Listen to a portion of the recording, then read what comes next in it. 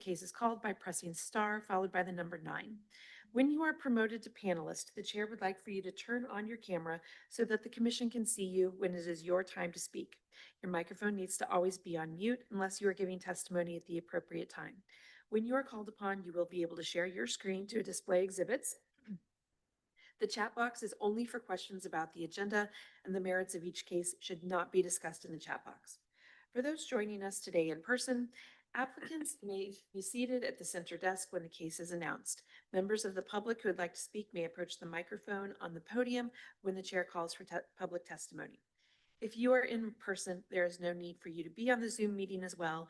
And as we have learned today, joining the meeting in both manners causes a lot of unnecessary feedback and audio disruptions. We ask that you please keep your electronic devices on silent or mute and be quiet when entering and exiting the hearing room. The commission has established time limits for all testimony during the meeting. You will be given 2 minutes to testify when speaking as an individual, or 5 minutes if you represent an organization such as a neighborhood association, HOA, CID, or business association. Those are all of our procedures. All right, let's start with our consent agenda items, if you don't mind, please. Consent agenda docket. Item C1 is case CLD Final Plat 2023-33, a request to approve a final plat in District R 7.5 on about 9 acres generally located at the northwest corner of Northeast 104th Street and North Hawthorne Avenue within the Creekside development, allowing for the creation of 28 residential lots and 2 tracts. Staff recommends approval with conditions. Item C2 is case CLD Final Plat 2025-1, a request to approve a final plat in District UR on about 3.5 acres generally located within the West Bottoms, and more specifically on the blocks bound by Union Avenue, Santa Fe Street, St. Louis Avenue, Union Pacific Railroad right-of-way, and Mulberry Street, allowing for the creation of 4 lots for a mixed-use community. Staff recommends approval with conditions. Item C3 is case CD CPC 2025-87, a request to approve an MPD final plan for a drive-through restaurant in District MPD on about 1.37 acres generally located at 9820 North Oak Trafficway. Staff recommends approval with conditions. And item C4 is case CD CPC 2025-125, a request to approve an MPD final plan to allow for a residential development with 39 buildings and a total of 174 units on about 17.24 acres, generally located at the southeast corner of Holmes Road and East 115th Street. Staff recommends approval with conditions. All right, any questions from the commissioners regarding the consent agenda items? No. All right, seeing none, let's open it up for public testimony. If there's anybody out there that would like to speak regarding docket items C1, C2, C3, or C4, please come forward or raise your hand using the Zoom feature and you will be called upon. No one appears online with their hands raised, and no one appears in the chambers. Okay, we'll go ahead and close public testimony then, and I'll take a motion, please. Chair Crowley, move to approve the consent docket. Second. Motion and a second for approval of the consent agenda items. Can I have roll call on that motion, please? Arkin, Aye. Beasley, Aye. Crowell, Aye. Enders, Aye. Forbes, Aye. Padilla. Aye. All right, looks like the motion passes then. Let's go back up because there's a preliminary matter we're supposed to touch upon. Do you want to do that now or wait till the end of the We meeting? can wait till the end, that's fine. Okay, and so that's the review of the proposed 2026 hearing calendar. So we'll push that to the end of our meeting today. All right, let's move on to our regular agenda items, beginning with those cases that are looking to be continued to a future date. Our continuances actually begin with item number 3, which is a change from the printed docket. The applicant has requested a continuance. This is item number 3, case CD ROW 2025-23, a request to approve a vacation of an alley in District R 0.5, B1-1, and M1-5 of about 6,000 square feet, generally located 150 feet east of Lydia Avenue between East 10th Street and East 11th Street. The applicant requests continuance to November 5th. That would be with fee. Item 6.1 is case CD CPC 2025-130, a request to approve an amendment to the KCI area plan from commercial residential low density, open space buffer, and mixed use community to residential medium density on about 107 acres generally located at the southwest corner of Northwest 100th Street and North Platte Purchase Drive. Staff recommends continuance without fee to October 15th. Case 6.2 is case CD CPC 2025-129, a request to approve a rezoning from districts B3-3, R7.5, and MPD to district MPD, and approving a development plan also serving as a preliminary plat for a mixed residential development on about 107 acres generally located at the southwest corner of Northwest 100th Street and North Platte Purchase Drive. Staff recommends continuance without fee to October 15th. Item number 7 is case CD SUP 2025-22, a request to approve a special use permit for outdoor warehousing storage for commercial vehicle, equipment parking, and material storage in districts M1-5 and M3-5 on about 4.17 acres generally located at the terminus of East 78th Street, west of the Union Pacific Railroad, specifically located at 3901 East 78th Street. Staff recommends continuance without fee to October 15th. Item number 8 is case CD CPC 2025-111, a request to approve a de-annexation of approximately 4.5 acres generally located at the northwest corner of Northeast 104th Street and North Church Road from the corporate limits of the city of Kansas City, Missouri, to permit subsequent annexation by the city of Liberty, Missouri. Staff recommends continuance without fee to October 15th. That is a typo in your docket, October 15th. And item number 9 is case CD CPC 2025-141, a request to approve amendments to section 88-354 regarding hours of operation for dispensary facilities. Staff recommends continuance without fee to October 15th. Okay, any questions from the commission regarding continuance of docket items 3, 6, 7, 8, or 9? All right, let's open it up for any public testimony that would like to speak regarding the continuance of those docketed items. Please come forward or raise your hand using the Zoom feature and you'll be called upon. There are no hands raised online and no one has approached the podium. Okay, so with that, we'll close public testimony and I'll take a motion, please. Chair Crowley, move to continue docket item 3 to November 5th with fee, and to continue docket items 6.1, 6.2, 7, 8, and 9, all without fee to October 15th. Second. So I've got a motion and second for continuance of those docketed items 3, 6, 1, 6, 2, 7, 8, or 9 as stated. Can I take roll call on that motion, please? Arkin, Aye. Beasley, Aye. Crowell, Aye. Enders. Aye. Forbes, Aye. Padilla. Aye. All right, looks like the motion passes then. Let's move to docket item number 1, please. Docket item number 1 is case CD CPC 2025-78, amendments to Chapter 88, the Zoning and Development Code by amending the use tables in sections 88-120, 88-130, 88-140, adding section 88-353 to establish standards for large format uses, and adding section 88-339 to establish applicable standards for data centers, and amending section 88-800 to establish definitions for the proposed amendments to the Zoning and Development Code. The presentation today is from Jennifer Reinhardt with the Community Planning Division, and I will turn it over to her. Yes. We did it. Good morning, everyone. Morning.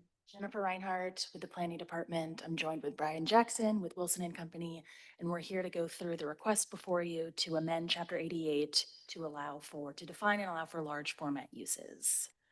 We were since our last informal presentation before you all in July, staff has had several productive conversations with community stakeholders to help clarify the language being used as well as the overall intention of these proposed changes. The draft before you today has incorporated these public comments that we've received so far. As you all know, so these proposed text amendments specifically address an emerging development type in Kansas City.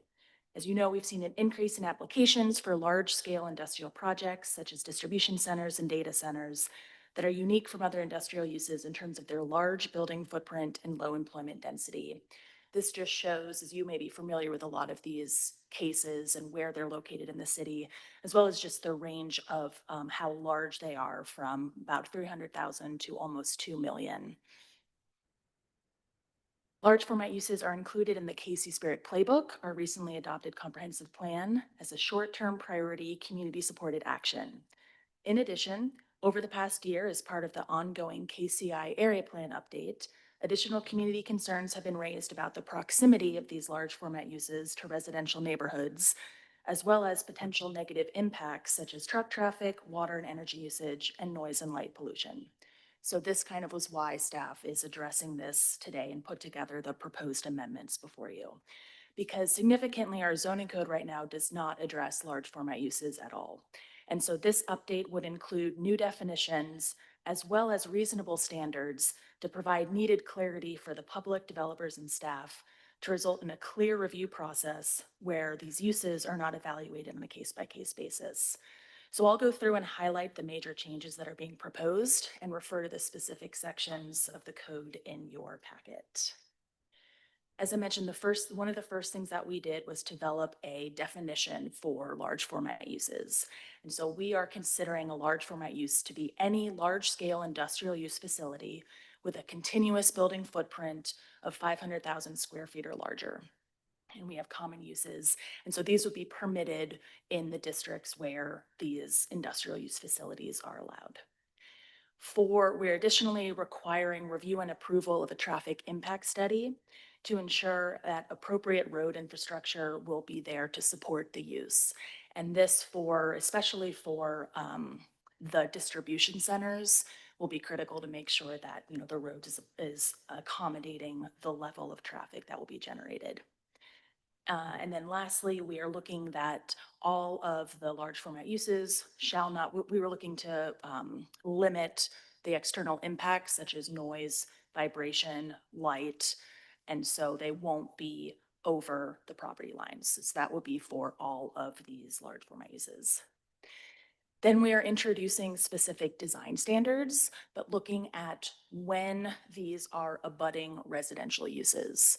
And so if and when large format uses are next to an R or a D district or within, so UR MPDs, but there's a residential use. So if they're adjacent to that specific use, then additional architectural materials and building design standards would kick in, and they're presented, and this is on page 6 of the code in your packet, but we framed this to be flexible, and so we're providing a menu of options so developers have a choice in how to apply the specific design standards for their project.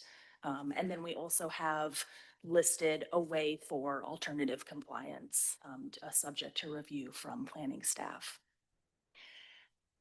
We want to encourage green infrastructure, and so we've also introduced an element that's an option.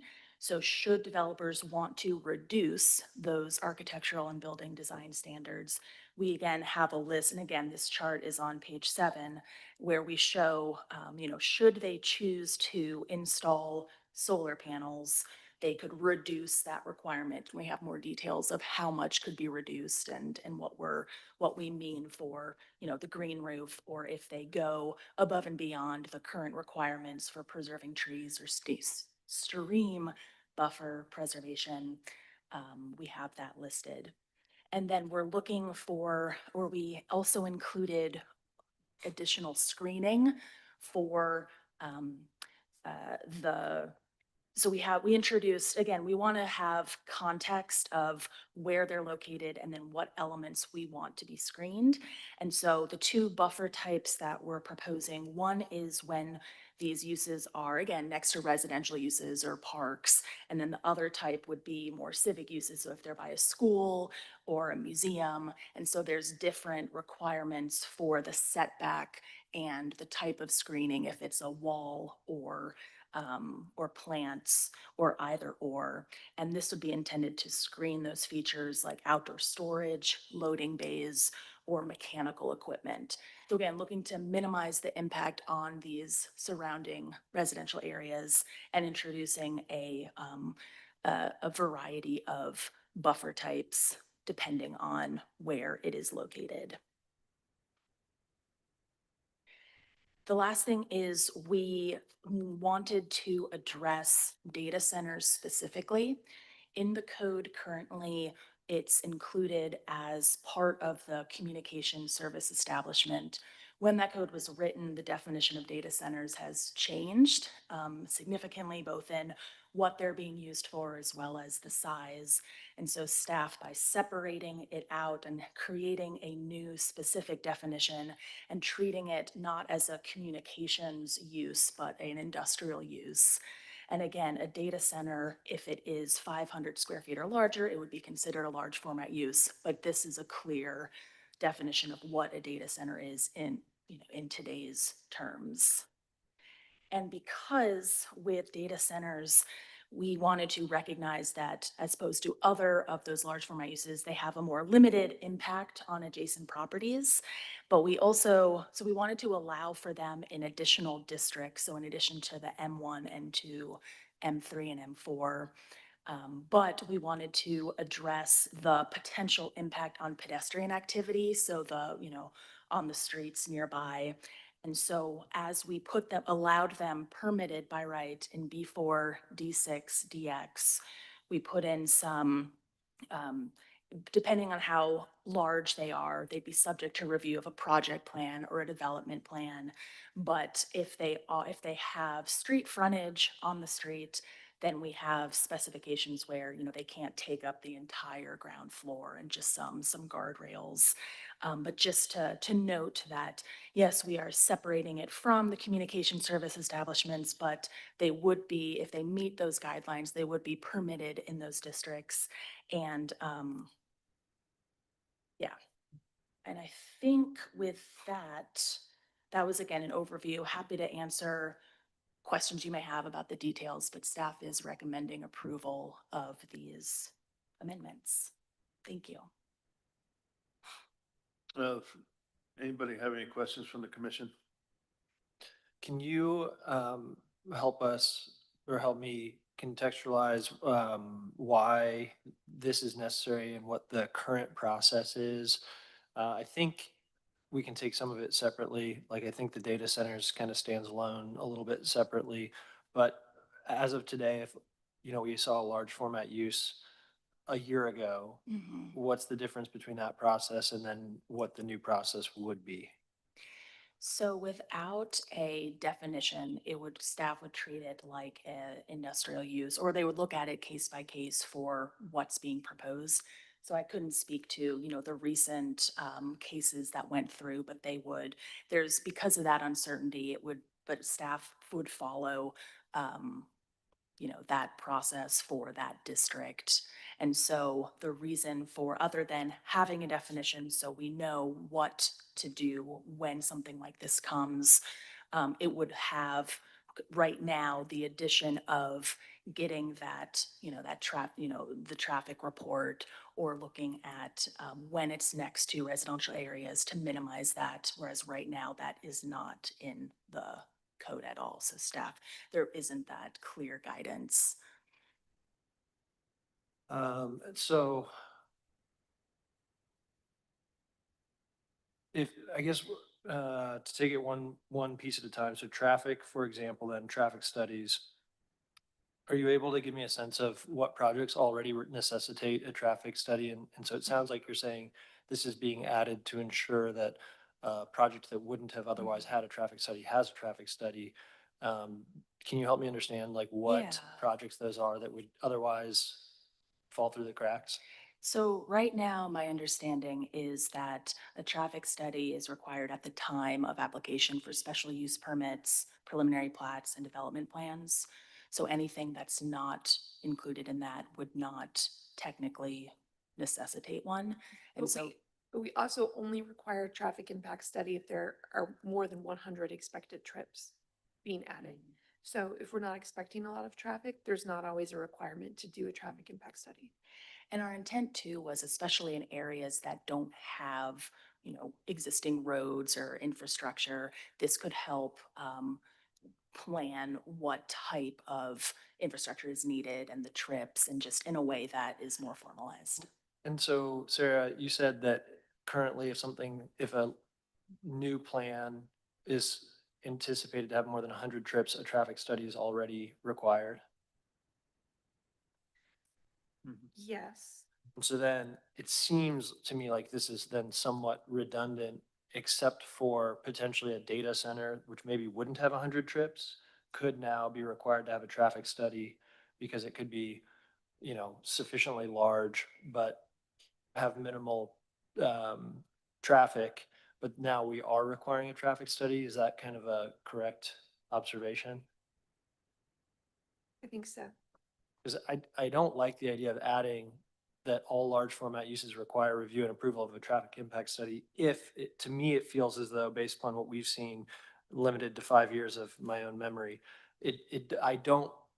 I can't remember a time where we thought, oh my gosh, there should have been a traffic study and there wasn't a traffic study.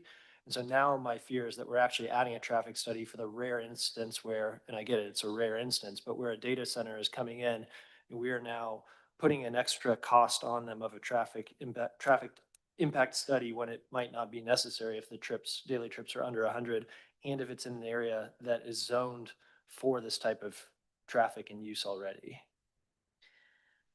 So this was actually a suggestion from Public Works in identifying this is an area where we might not require it, but it would be helpful to, where the existing ordinance does not require it.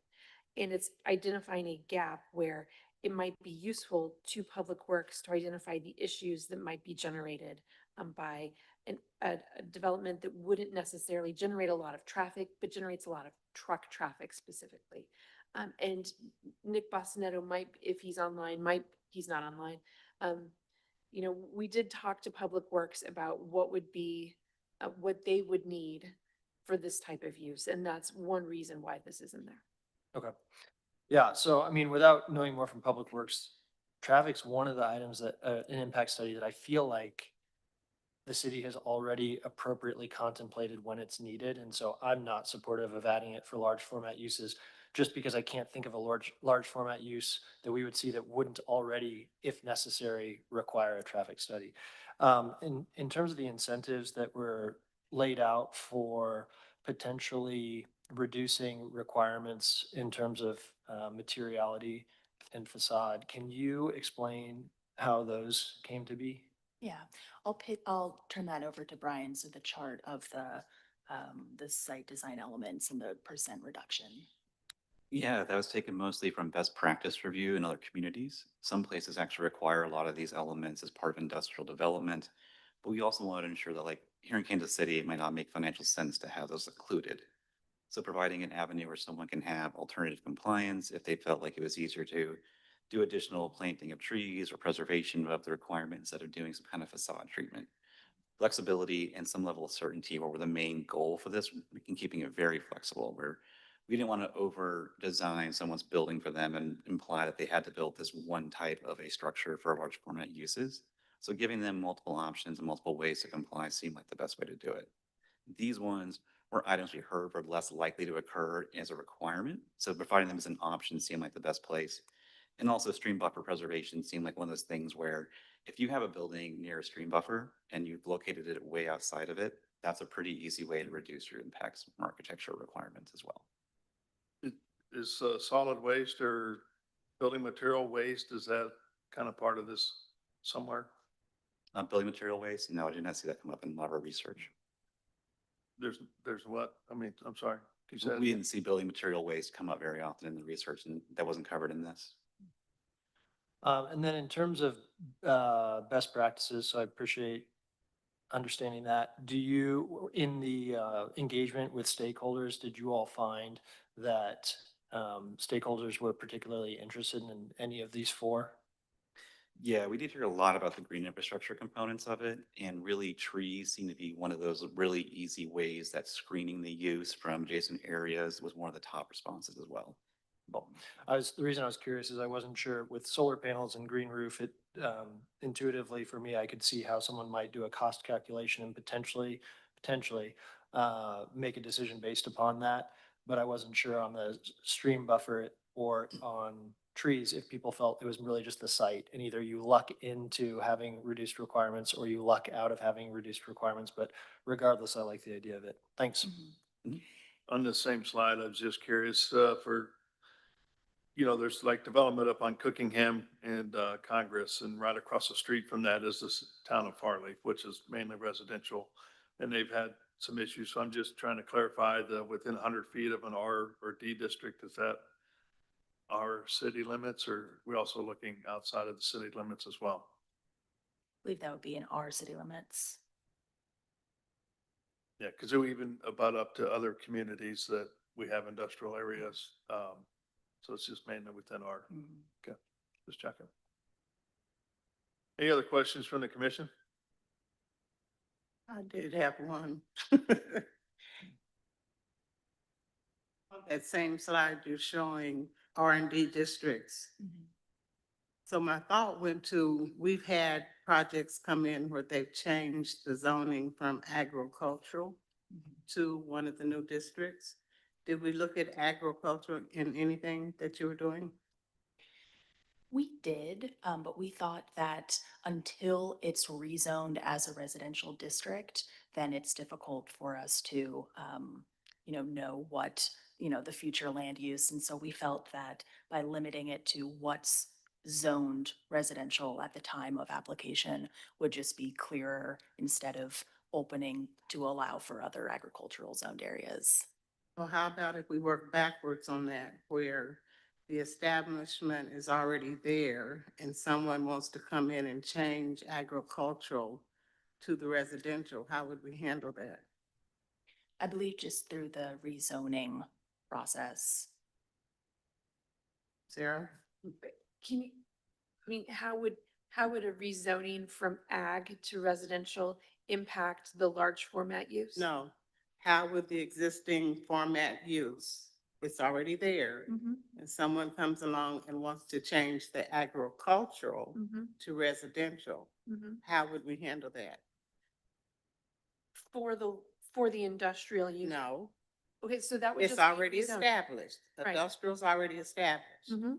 But we have agricultural that a developer comes in and wants to buy that land and Sure. change it to residential. Yes, How would we look at that? Because you already have an existing residential that is now going to be abutted to a new residential.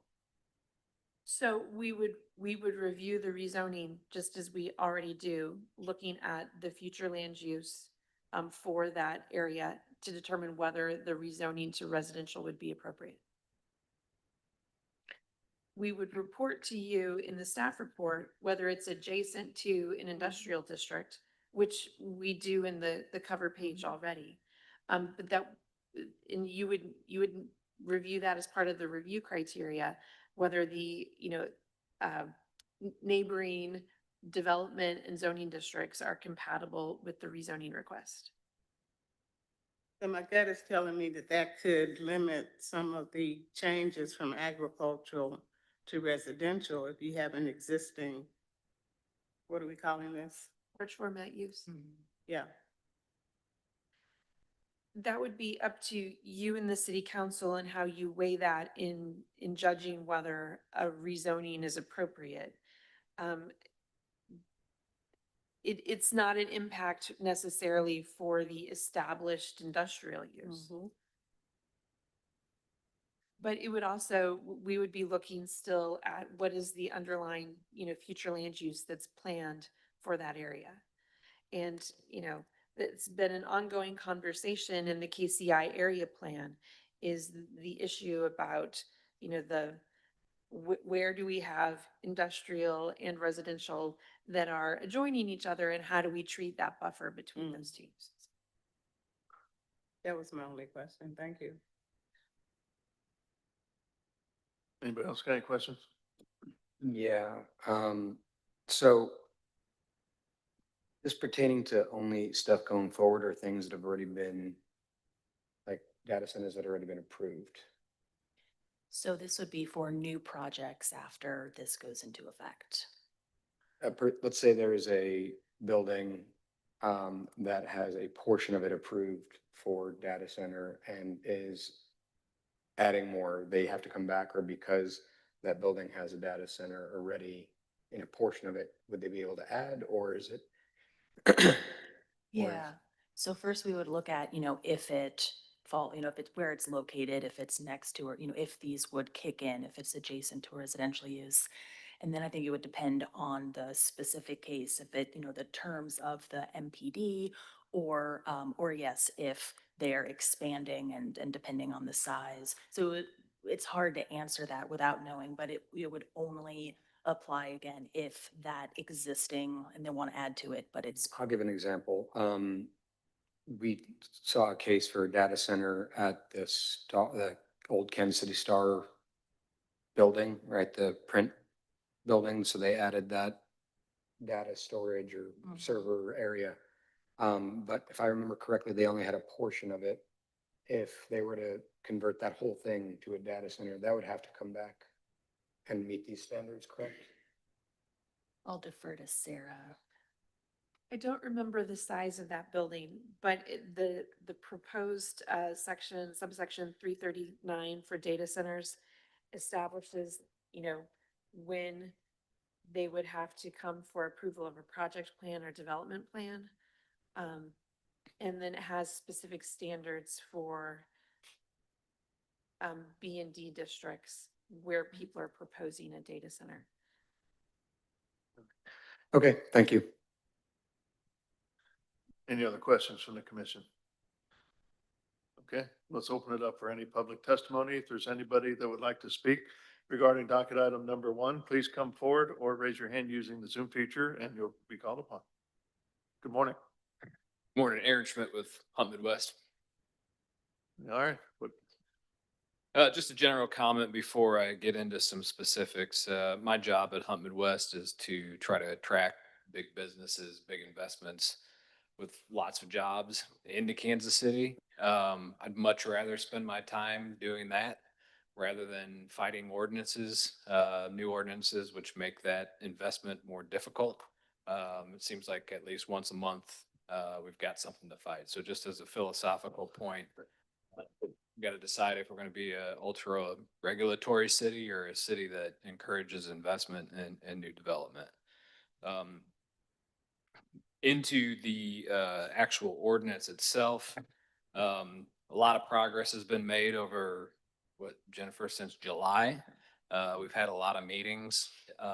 In our opinion, I say there's a lot of people behind me that didn't show up today, but that I am in the process of representing. We feel that it's close, but there's still a lot of details that need to get worked out, I think, to give some clarity. We think that there's a lot of these provisions that are only applicable when the side of the building abuts residential. I think that's the intent. And staff can clarify that, but there's a handful of provisions in that ordinance that are contradictory to that intent, that if we were to come in with an LFU tomorrow, we wouldn't really be sure what side of the building is going to be required to meet this ordinance or not. So I think we definitely need to spend a little bit more time hammering some of those details out, so both staff and applicants are very clear on how this can be applied. And two, I think it's a great question on if a property is rezoned, but there's an existing use, does that existing use now have to comply with the new provisions? I think the answer is no.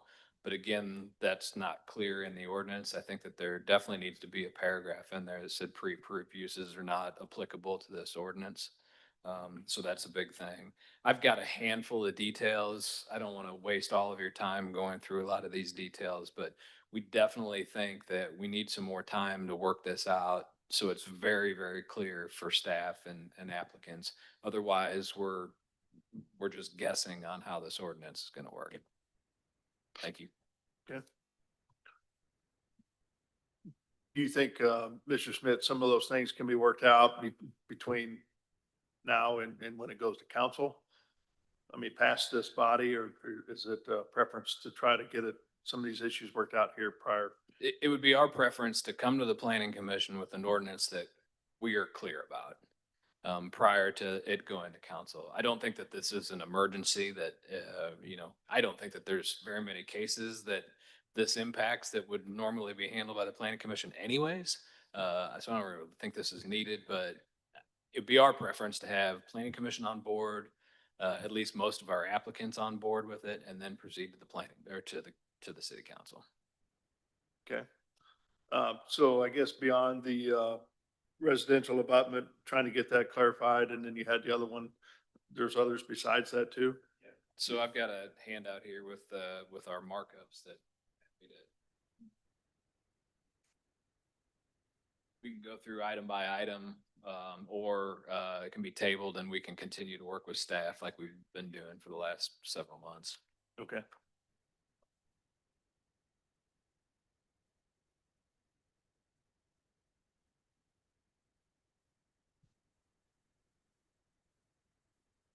Thank you.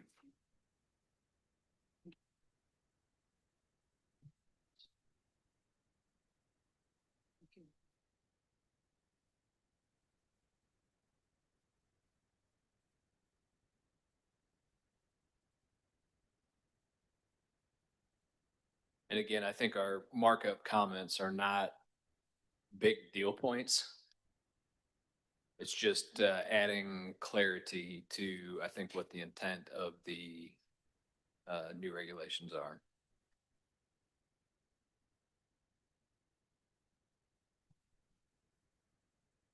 Okay. All right. Thank you. Thank you. Anybody else? We have one person online. I'm promoting Jim McClure. Okay.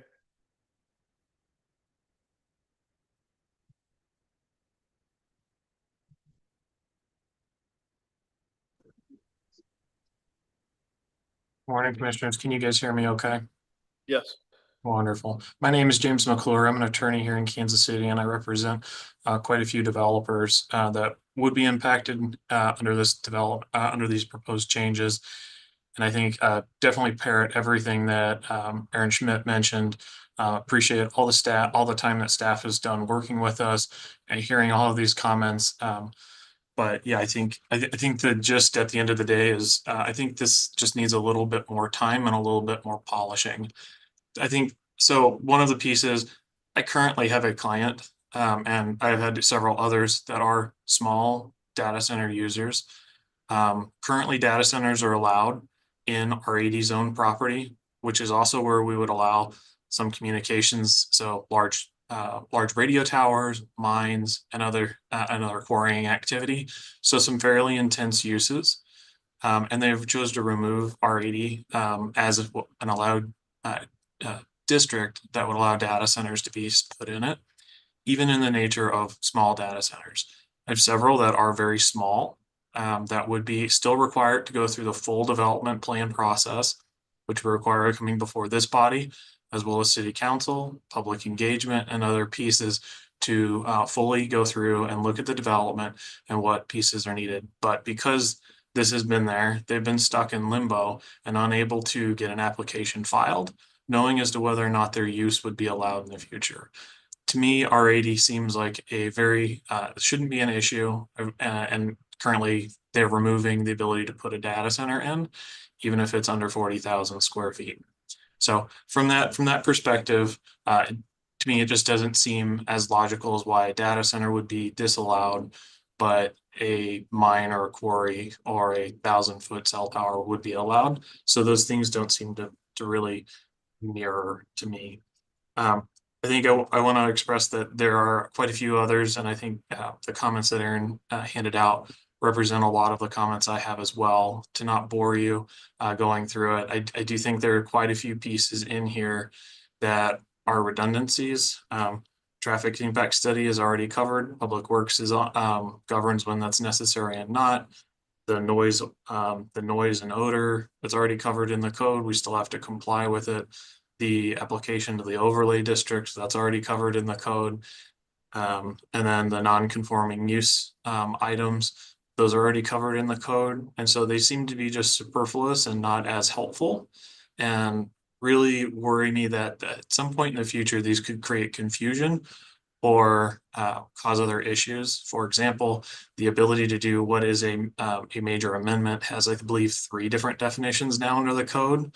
And so the worry is duplicating these multiple different sections could cause future confusion if other code checks are amended and these get missed. So to avoid the confusion and leave it in the place it's currently there, seems to be best just to remove those items. I do want to point out, I think Commissioner Enders and a few others have mentioned, how does Yeah, this, we're kind of running out of time here. sorry, I'll try and speed through it. I do want to point out that these aren't design standards under the 400 series. These are use regulations. So if you did have, for example, the Star Building that was not a data center and then gets turned into a data center, theoretically, these regulations would then come into play. It's not just when they come for a development plan. And so we do currently have the development plan process, the MPD process, other processes to go through and review these developments. I think that's the time of when these should be reviewed. So anyways, long story short, I think more time is necessary here. And I think definitely getting to work with staff. We've greatly appreciated getting to work with them previously. We'd love the opportunity to continue that conversation and dialogue to get this into a place that is a little easier for everybody to understand as we bring these great developments to the city. And we would love to be able to bring that back before this body in the future so you guys can understand exactly what changes have been made so that you understand what you are approving. So Okay. with that, I'll rest Thank my you. time. Thank you, All right. Commissioners. Anybody else? There are no other hands raised online and no one else has approached the podium. Okay, let's go ahead and close public testimony then. And just kind of going through some of these items and the discussion that we gathered from public testimony. Sounds like there's a few things that could be worked on a little bit. Jennifer, what's the timeframe and trying to get things in place? Is there time that we could spend, do a little back and forth to kind of take a look at some of these comments and get them addressed in some way? I think that, should the commission want to proceed and go to council, we could, in that time frame, certainly work on addressing these comments and the last changes. Or if there's, if you wanted to continue it, we would do. Okay. All right. What's the thought of the commission here on some of these things?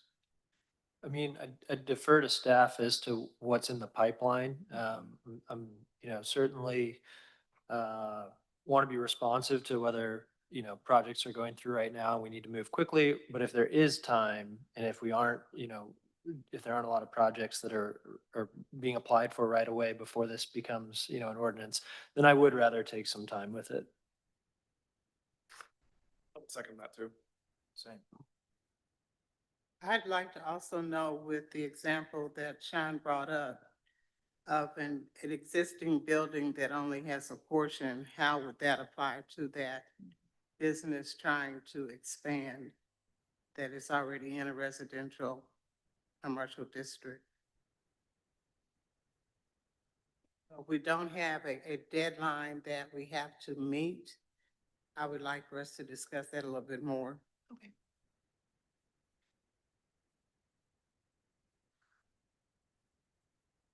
So do we have an amount of time we want to give them? Do you want to suggest the amount of time, Jennifer, you would need before you would come back? I know you're trying to go forward, but I think we're pushing for you to come back. Mm-hmm. Is that what I'm hearing? It kind of sounds that way. Yeah, Yeah. that's how I feel. Doesn't sound like the next meeting is enough time. I don't know who's going to be the champion for the large format building size, if that's Mr. Schmidt or if that's somebody else. To get this done. That can happen the next couple of weeks. Something that I think of, so just to be very transparent, when I see something like this, I immediately am like bristle and think, okay, where is it coming from? Why are we doing this? Because I feel as though we have not had, again, limited 5-year, my own memory of what we've seen. I haven't felt as though the current code doesn't already appropriately address most of what we see. And so the reason I bristle is it feels as though we're potentially adding another layer. Now, from the other perspective, I do really like the idea of someone coming to Kansas City, perhaps who hasn't developed in Kansas City, wants a large format use, and we say, here's how you do large format developments here in Kansas City. It's very straightforward. We've pulled all the relevant information.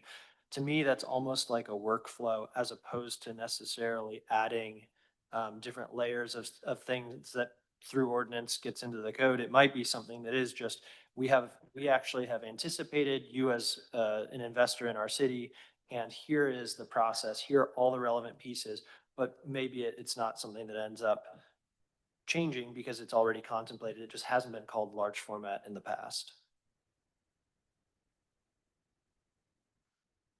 All right. I'm not sure we got an answer to the question. Are there any projects in the pipeline right now that this could affect?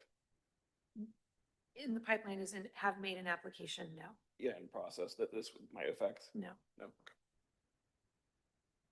Yeah, because I mean, certainly cognizant of whether it's tree preservation or if it's, multifamily projects that, got sped through at different times because of pending ordinances, I don't want to slow things down in that manner. But otherwise, if everyone's open to it, I'll go ahead and recommend continuance to November 5th without fee. Okay, with that continuance, can you kind of discuss what you're expected to have done by the time it comes back? Yeah, And it sounded like November 5th was 15th October, 2 weeks? oh, did, Is that what we talked about, or Never heard an answer on that. I heard one person say 2 weeks, but I didn't hear is that anything enough from time staff. for staff? 2 weeks continuance actually only gives us 1 week because we have to provide you with the docket. Okay, So I think November 5th would be perfectly fine from staff's perspective. November 5th? Yeah. Okay, I think the goal of the continuance would be threefold. One is to refine what's in here as much as possible so that we don't need to perhaps re-require something that's already required. The second would be to make sure that everything proposed is in concert with each other and in harmony, and there's no potential for confusion that one requirement and a second requirement leaves a gap in between or a conflict of the two. And then the third being that there's more detail added to data centers, in particular as it pertains to the questions that were brought up about smaller uses. Noted, thank you. So you're covering our star question with that last one? Okay. So that's an existing business that might want to expand how they're covering it.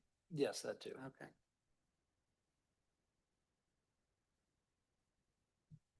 okay. So you want to maintain your motion? Yes. Second.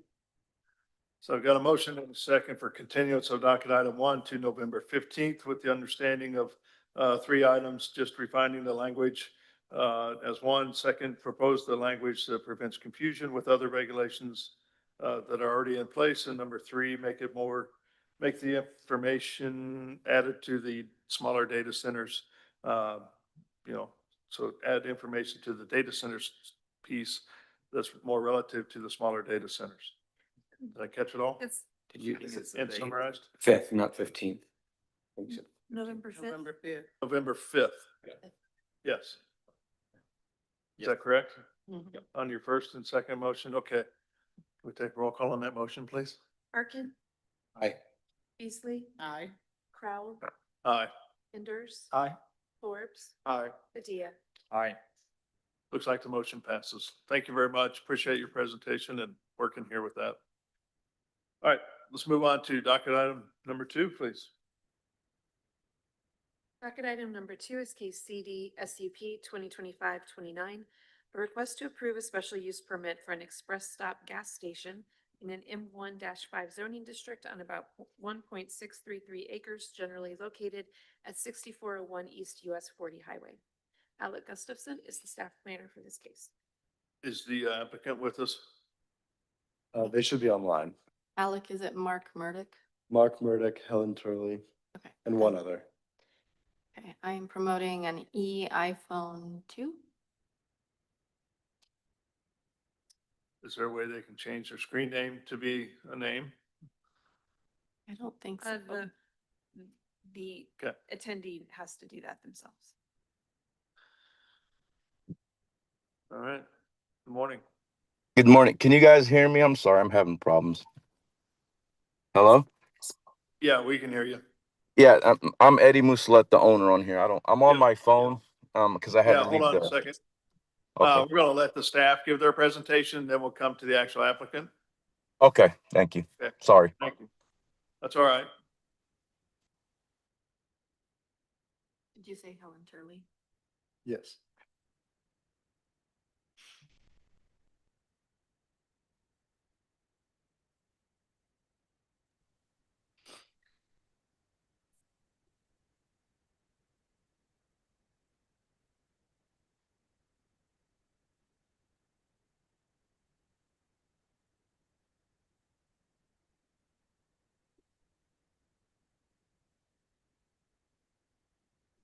Helen on? Yep, she's joining as panelist. Okay. You can go ahead. All right. Tell you, getting used to these microphones are a whole lot different than Mhm. floor. A little more sensitive.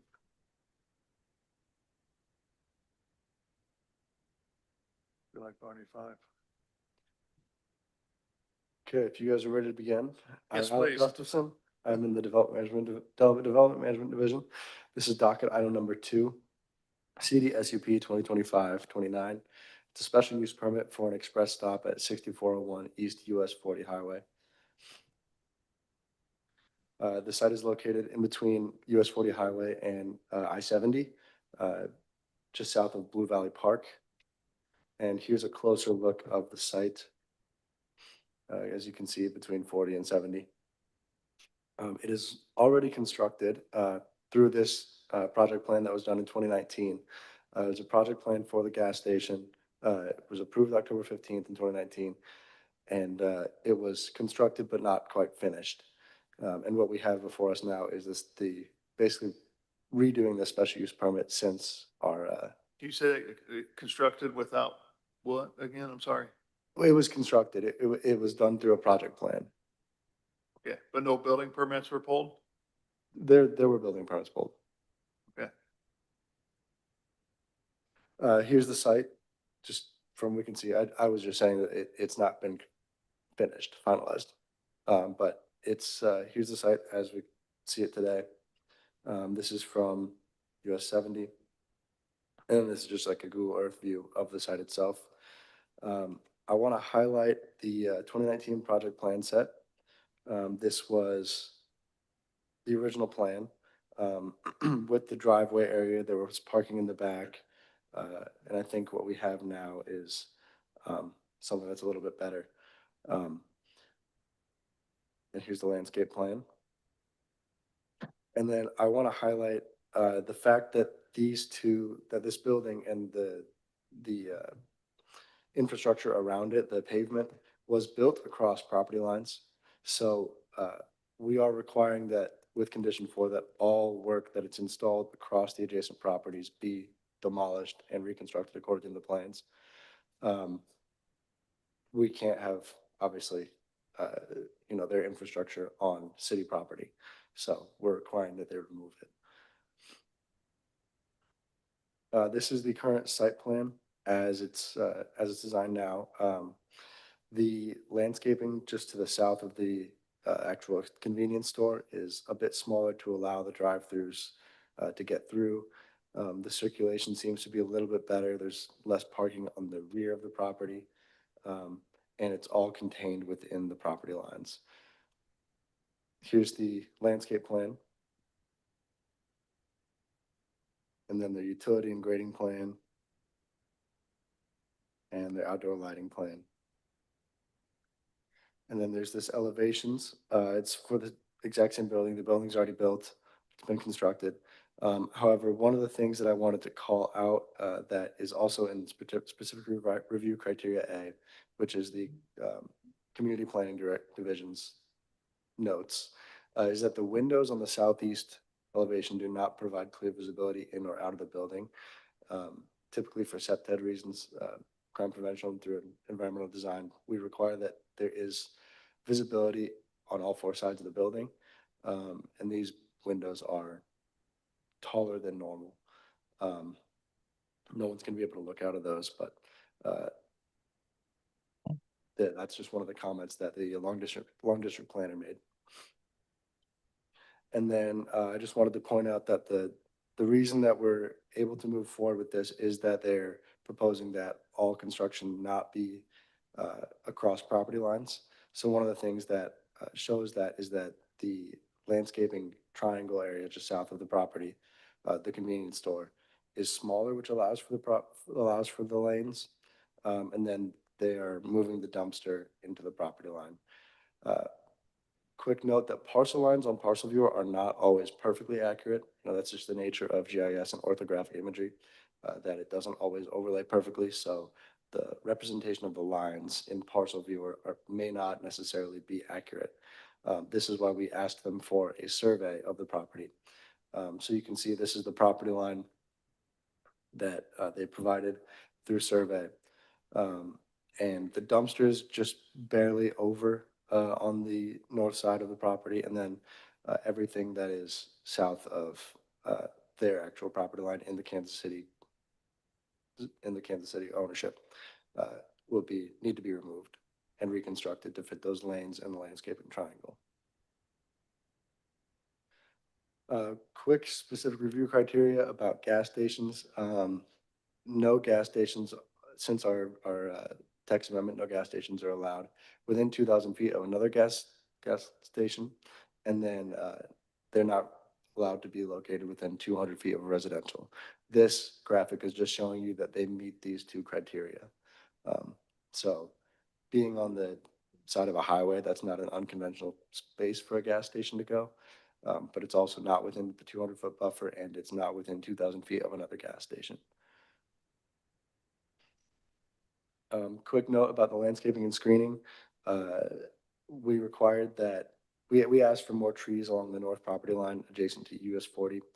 This was provided after the staff report was written, so what you see in your staff report and what you see in the presentation is what they provided.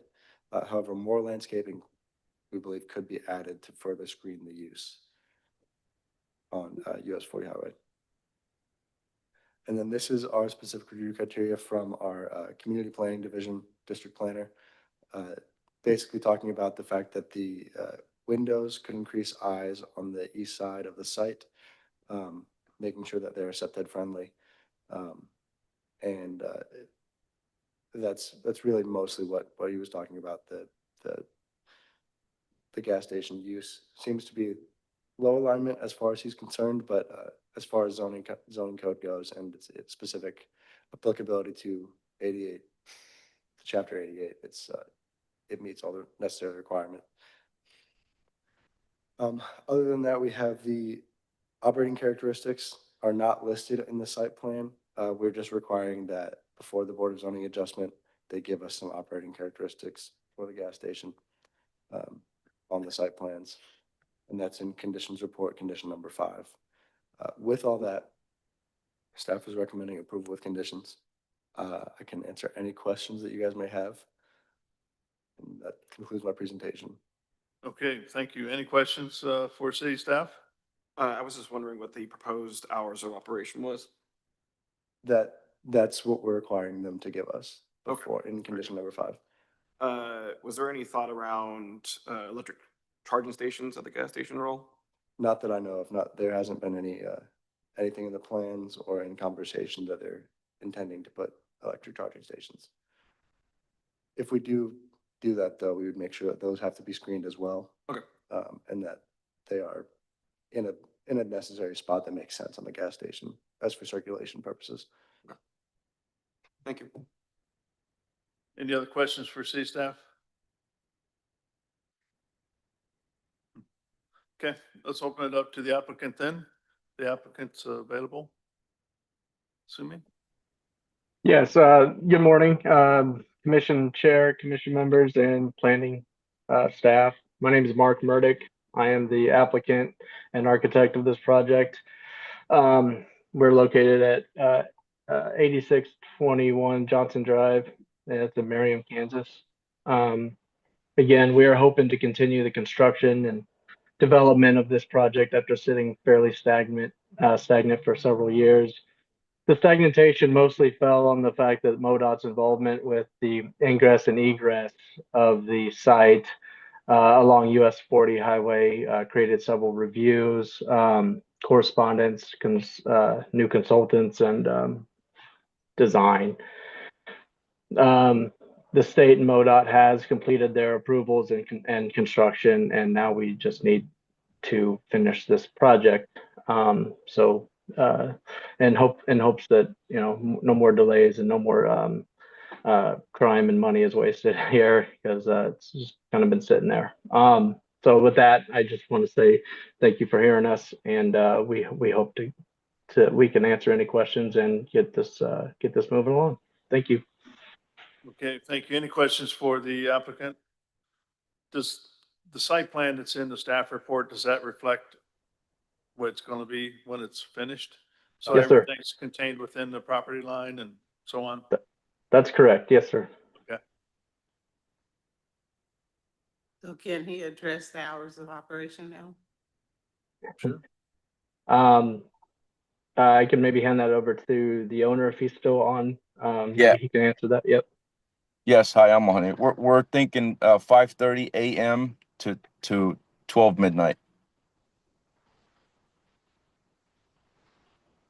Okay. Any other questions for the applicant? All right, with that, let's open it up for public testimony. If there's anybody out there that would like to speak regarding docket item number 2, please come forward or raise your hand using the Zoom feature and you'll be called upon. No one appears online with their hands raised, and no one appears in person. Okay, we'll close public testimony. Anything to add from the applicant side? Nothing at this time. We just hope to keep this moving so that building can be operated and functional as intended, and that site. Thank you. All right, thank you. So at this time, we'll close testimony and Oh, we Speak. can ask a quick question? yeah, go ahead. For the applicant, do you have a timeline of when you would like to be open and operational? Yeah. Yeah, go ahead, Eddie. Sorry. Yeah, we're hoping as soon as possible, like within the next 30 days. What do you say, 30 days? Yeah. Thank you. Uh-huh. You're welcome. Thank you. All right, I'll take a motion, please. Chair Carl, I move to approve docket item number 2 with conditions. Second. I've got a motion and a second for approval of docket item number 2. Sarah, can you take roll call on the motion, please? Arkin, Aye. Beasley, Aye. Powell, Aye. Enders, Aye. Forbes, Aye. Padilla. Aye. All right, looks like the motion passes then. Good luck as you move forward with this project. Thank you, guys. Thank you. Thank you. Bye. Let's see, so docket item 3 has been continued. Let's move on to docket item number 4, please. Docket item number 4 is case CD CPC 2025-133, a request to approve a major amendment to an approved UR plan to allow for outdoor storage on about 10.857 acres, generally located on Corporate Drive, just north of the intersection with North Cambridge Avenue at 6830 Corporate Drive. Larissa Jambi is the staff planner for this case.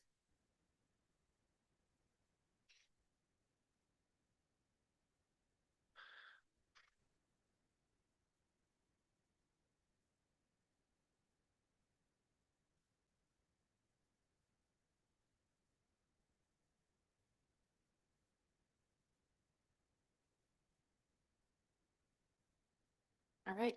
Good morning. Larissa Chambi, City Planning and Development. This is a major amendment to a previously approved UR plan at 6830 Corporate Drive. This is the subject location within the city limits. It's located in the Riverfront Industrial Area. And then here you can see the subject site outlined in yellow. It is the 6th lot, or lot 6 of the Executive Park UR plan. The proposed amendment is to add the outdoor storage use to the approved previously approved plan.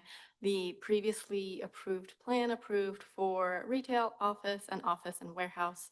The proposed use is just adding that outdoor storage in the area that's highlighted in a lighter gray. You can see, if you can see my mouse, I'm just kind of going around where the outdoor storage use will be located.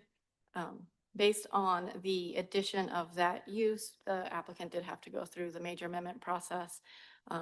If it had not included the outdoor use, they would have gone through a minor amendment to the UR. So this is just a quick look at that site plan with access off of Corporate Drive on the north and south end of the property. And I thought that would look better on the bigger screen, but it does not. The applicant did work with staff to provide a high quality fencing material. So there'll be masonry columns every 30 feet and then metal panels surrounding that outdoor storage to hide the, to create a buffer for the outdoor storage area. The applicant did also revise their landscaping plan during the review to provide the appropriate amount of street trees along Corporate Drive and the required landscaping along these parking areas that you see here. And then these are just a few elevations of the site. And then this is a view looking south on Corporate Drive, and this is the site itself. And I did want to highlight just this building to the west is the Frontier School with that tall fence there to the west as well. So that large fence that I showed you a picture of will prevent this outdoor storage from being seen from the Frontier School's property. So with that, staff does recommend approval with conditions. All right, any questions for city staff? Right, okay, let's welcome the applicant then. Still morning, good morning. Good morning. Thanks for your patience today, waiting. Not a problem. Yeah. Okay, Glad it all got figured out. My name is Jacob Schweigert. I'm with George Butler Associates, and I'm here representing Black McDonald, who is the ones developing the tract.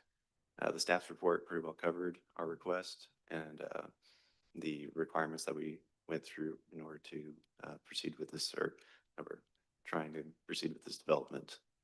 If you have any questions, I'd be glad to field them. they're relocating the facility that's on Front Street over to here. Is that what's happening, or consolidating, or? I believe they are adding in another facility. I don't know the exact, if they're relocating, but that is the intent, is to add another facility there. Okay. Any questions from the commissioners to the applicant? What is your outdoor storage going to be? It's going to be Black McDonald's electrical construction company. I'm sorry, say that again. They are electrical construction company. So electrical equipment like light poles and power poles and things like that. So they'll be storing on-site trailers and equipment to install those poles and electrical features. So that here at the end, that is also trucks? I'm sorry? I hear trucks at the end of that? Yes, trucks. Okay. Thank you. Yeah, their company does heavy power installations. So yes, the big wires, the big stuff. So it sounds like they're going to have storage for their equipment that they have, plus any materials that they would use for some of their installs. Kind of that's what correct. It sounds like. How tall is this fence? 8 feet tall. 8 feet? 8. Okay.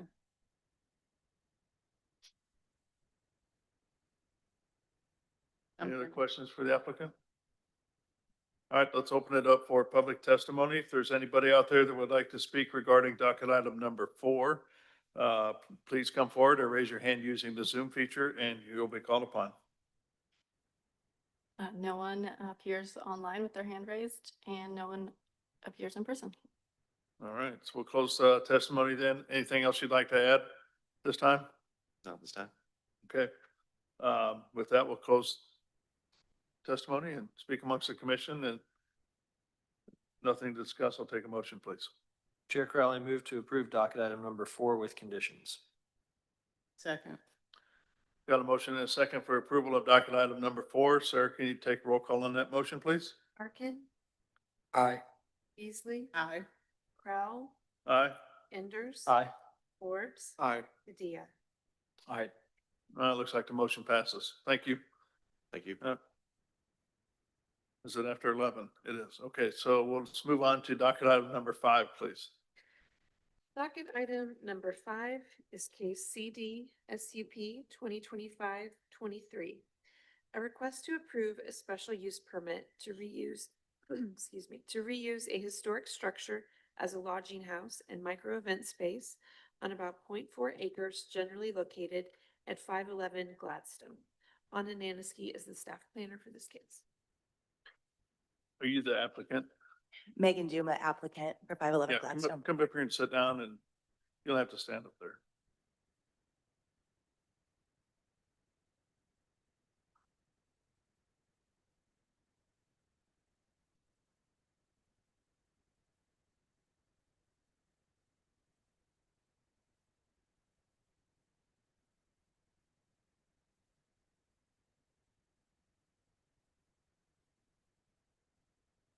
Okay. Anna Naniski, as previously mentioned, this is case CD SUP 2025-23, and we are discussing 511 Gladstone Boulevard today. So some of you guys may have remembered this case about a year ago. So I'm going to be talking about a lot of the same content again, but as a general summary for how this presentation is going, I'm going to be addressing the flexibility that was approved with the last proposal, and talking in detail about, because flexibility can be a good thing, but that flexibility should be allowed to result in a business or a use that can obtain needed permits or other approvals.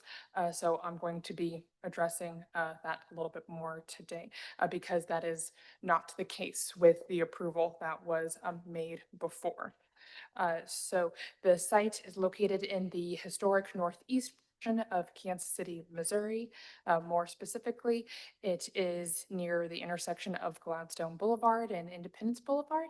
You can see the property in question highlighted in yellow. And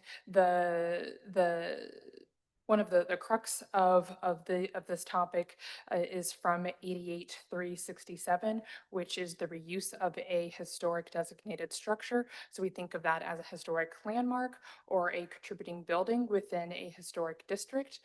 Per this section of code, a use that is not otherwise allowed in this zoning district can be approved if it falls into that category of being a historic landmark or a contributing building within a historic district. So this is some details about that section of code and then proof that it is within a historic district. So some more a refresher for the timeline of this case. So the property was renovated and then it requested a short-term rental permit, but that application was denied or closed due to the short-term rental regulations being repealed from Chapter 88, and now it lives in Chapter 56. When that case was appealed, that was when the discussion of the special use permit process, because of the historic designation, was discussed, and that resulted in a pre-application meeting and a submittal where the SUP was approved with a condition saying that it needed to be renewed in a year, and that's where we are today. And this is a snapshot of some topics that I discussed with the applicant in that pre-application meeting, because there's a lot of complexities with the use designation here. Is it an STR? Is it a bed and breakfast? What about the entertainment venue? And I clearly outlined what could in a result of approval with conditions. And that previous approval was ultimately submitted as a bed and breakfast with a variance request for the property owner to not be on site. And that's the previous approval, which I'll get into in a little bit. So this is also a reminder of, you know, why these types of discussions are really important to happen early on. So a property doesn't have significant investment in it before there's proper permissions or permitting that have occurred. And because, you know, we definitely don't want anyone to waste their time on a property that's not going to end up being able to open. And so they can adapt their goals to the city code and not the other way around. So the proposal as it stands today is that it has been lowered to 10 overnight guests and 39 individuals for the event space. So this is a total of 49 people during an event, you know, plus any staff that are working in the event. The previous approval was 46 people. So it's just a little bit higher, but the key topics that we're talking about today is the overnight guests and then this event space. And this is a image of what the property looks like. So now I'm going to go into more detail about short-term rentals and lodging. I'm going to use the term accommodation as like a general term to talk about either short-term rentals or lodging. Long-term rentals can also be included into this section, but I'm not going to get into that because that's not what we're addressing here. But other than it being a permitted residential use, the long-term rentals, it's also regulated by a different department. But again, I digress. We're just talking about short-term rentals and lodging. So when we talk about the accommodation portion of this proposal, it can't be considered an STR because an STR through Chapter 56, there's a maximum of 8 people that can be within that structure, and the property owner wants to host more. From a bed and breakfast perspective, it's required to have an on-site manager, so it can't be put into that category because the property owner prefers not to have one. The entertainment venue aspect of it, you know, standalone, could be permitted through a special use permit process, as I've described through the historic designation. But when you combine that with the accommodation is where it also gets a little tricky because STRs are clearly not allowed to have host parties in them through Chapter 56, and a bed and breakfast also clearly states that the event should be for the people who are renting out that space. Outside guests are not allowed. And the property owner wants both uses, the accommodation and the entertainment venue for economic viability of the property. So whether or not, and this is also affected by other regulations outside of the zoning and development code. So whether or not it is documented in this SUP or not, I, from my personal professional perspective, believe that changes to the business plan are going to need to occur for this site to open. Of course, I think it is ideal. It is most important for the SUP for the zoning approvals to set up the success, you know, later down the road for this business.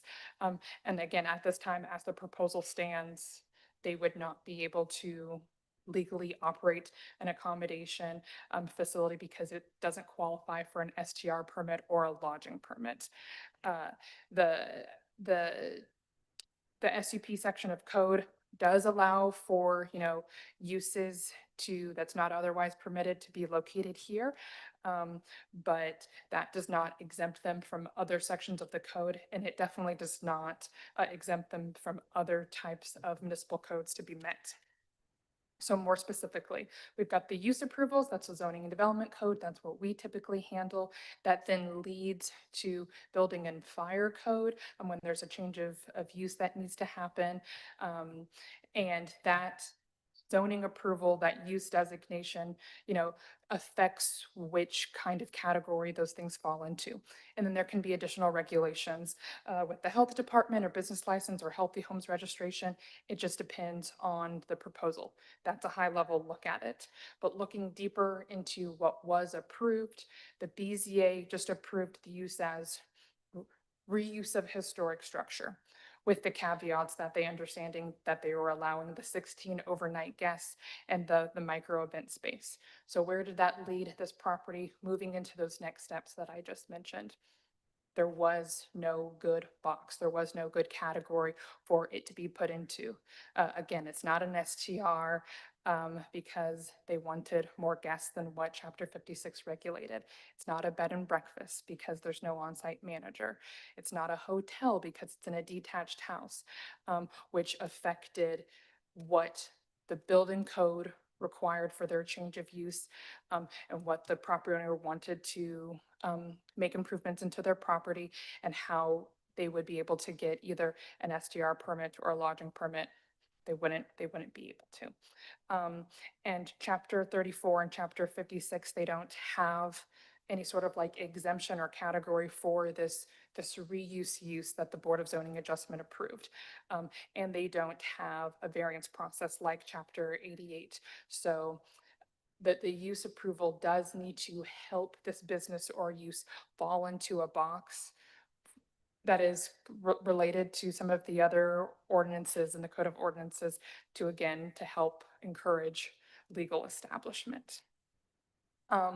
So again, another chart to kind of explain this process. We've got the use approvals, which can occur through this SUP process. Then they're going to need a change of occupancy for the event space. And that could also be triggered by the number of guests that they are accommodating overnight. So that's building code and fire code compliance. And then that's going to lead to other approvals like the lodging or the STR permit and business license. And then they would be open and ready for business if all of those things fall in line with each other, all with the same, use definition or designation. But what we're stuck with today is that they're stuck in kind of this latter part of the cycle where they're not able to legally operate or open for business because they don't have a change of occupancy. They can't obtain an STR or a lodging permit based on the proposal that they've submitted. So we've got an opportunity to fit it today, to fit it into a box so they can get the needed permits they need to open. They are still advertising though, that they're open for business, even though there's no lodging permit and there's no STR permit based on some of the overnight accommodation stuff that I mentioned before. There's no change of occupancy for the event space that has been approved yet. They're advertising online for both the accommodation and for the overnight guests. This is from November of 2024, where I can find the listing on Airbnb. This is from a week or so ago, advertising for September to have overnight guests on Airbnb. They've got their own website that they're advertising for overnight guests and to rent out the space as an event venue. Again, this is from November of 2024, where it details lots of different ways that they can add on to the packages and have the space used for the event space. And again, in November of 2024 and September of this year, still advertising despite not having those needed permits and occupancy changes to operate. The section of code that allows for the uses to be approved through the SUP also clearly states that in approving such a reuse, the Board of Zoning Adjustment must follow the special use standards and procedures of 88.525. And now I'm getting into those now that approval criteria, and these things reiterate city staff's recommendation that you see today. Review criteria A talks about compliance with the zoning and development code. So again, we believe that zoning approvals should also help set up a business or a use for compliance with other codes of ordinances.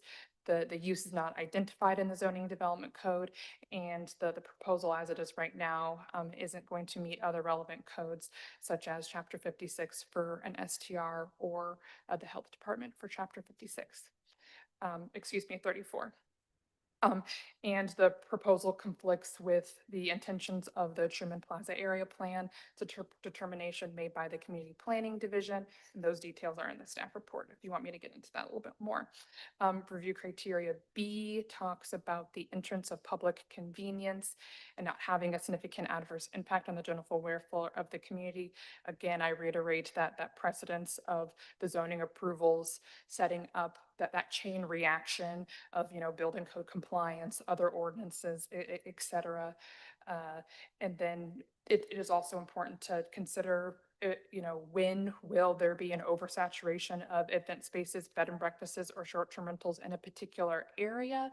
I spot checked this. There's around 2 other STRs, maybe 2 other bed and breakfasts, 2 other entertainment venues, including the Casey Museum in this area.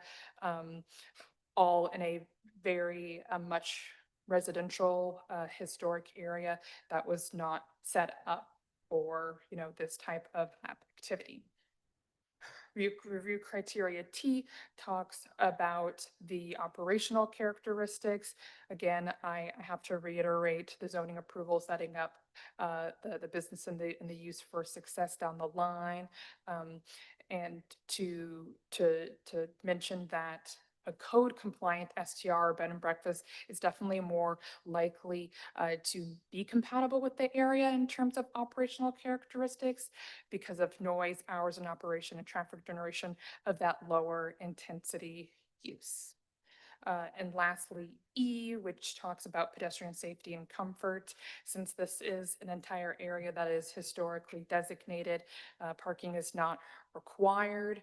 So there's limited parking on site. So when we're considering events and the accommodations and all of the other uses that may be in the area that may be doing the same thing, there's a lot of people and uses taking advantage of on-street parking for a neighborhood that was not built for that level of activity.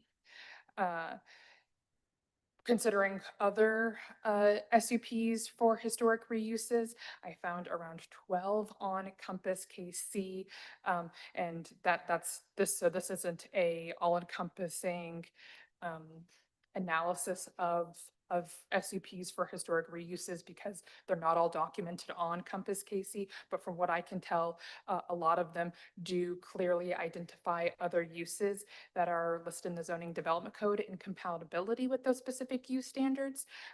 So we as a division, still think that this is a tool to get a use into the space, to help encourage flexibility that way, not that it should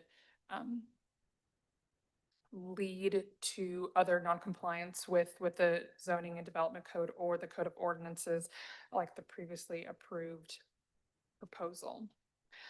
So due to the fact that the proposal as it stands will have great difficulty obtaining a STR permit or a lodging permit.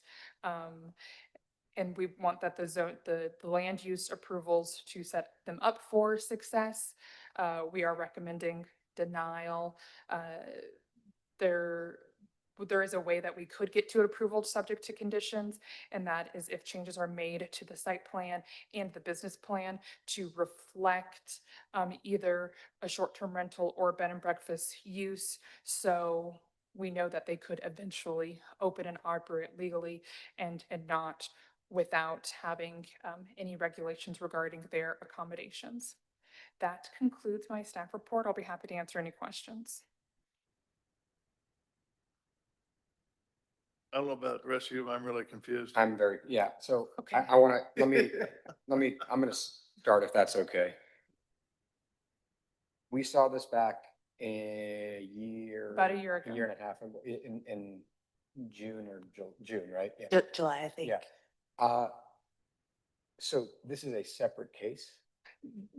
So when the BZA approved that approval, they conditioned it to be renewed in a year. So this is that renewal, but the ask is also slightly different there's less overnight guests, slightly more people allowed to be in the event space.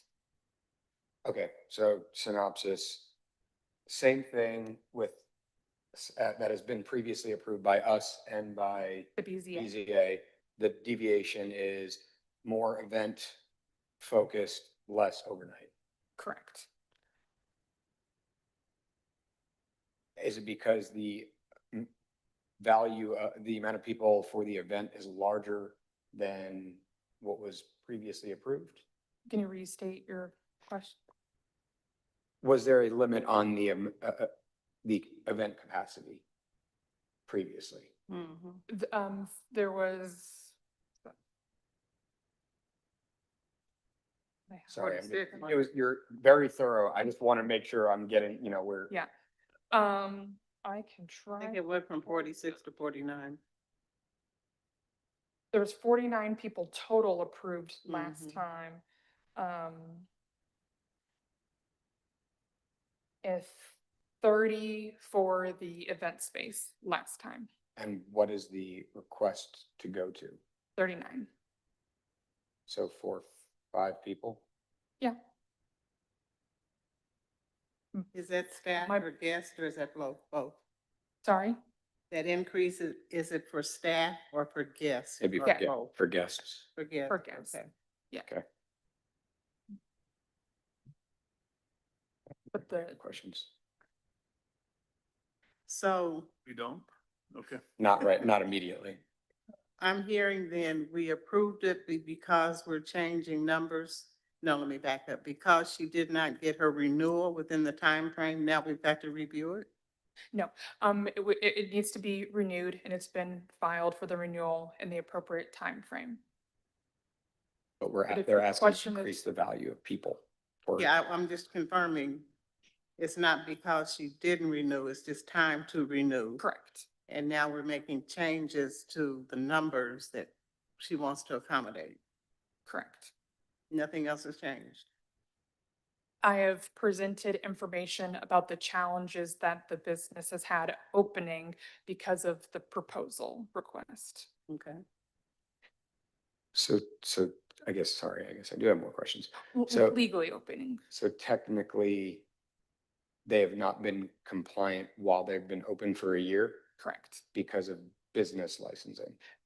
They cannot obtain an STR permit or a lodging permit based on the number of guests, the number of rooms. There's lots of details in there, but the proposal that we see before today does not qualify them to obtain an STR permit or a lodging permit. But their previous one, they did have an STR permit or No. no?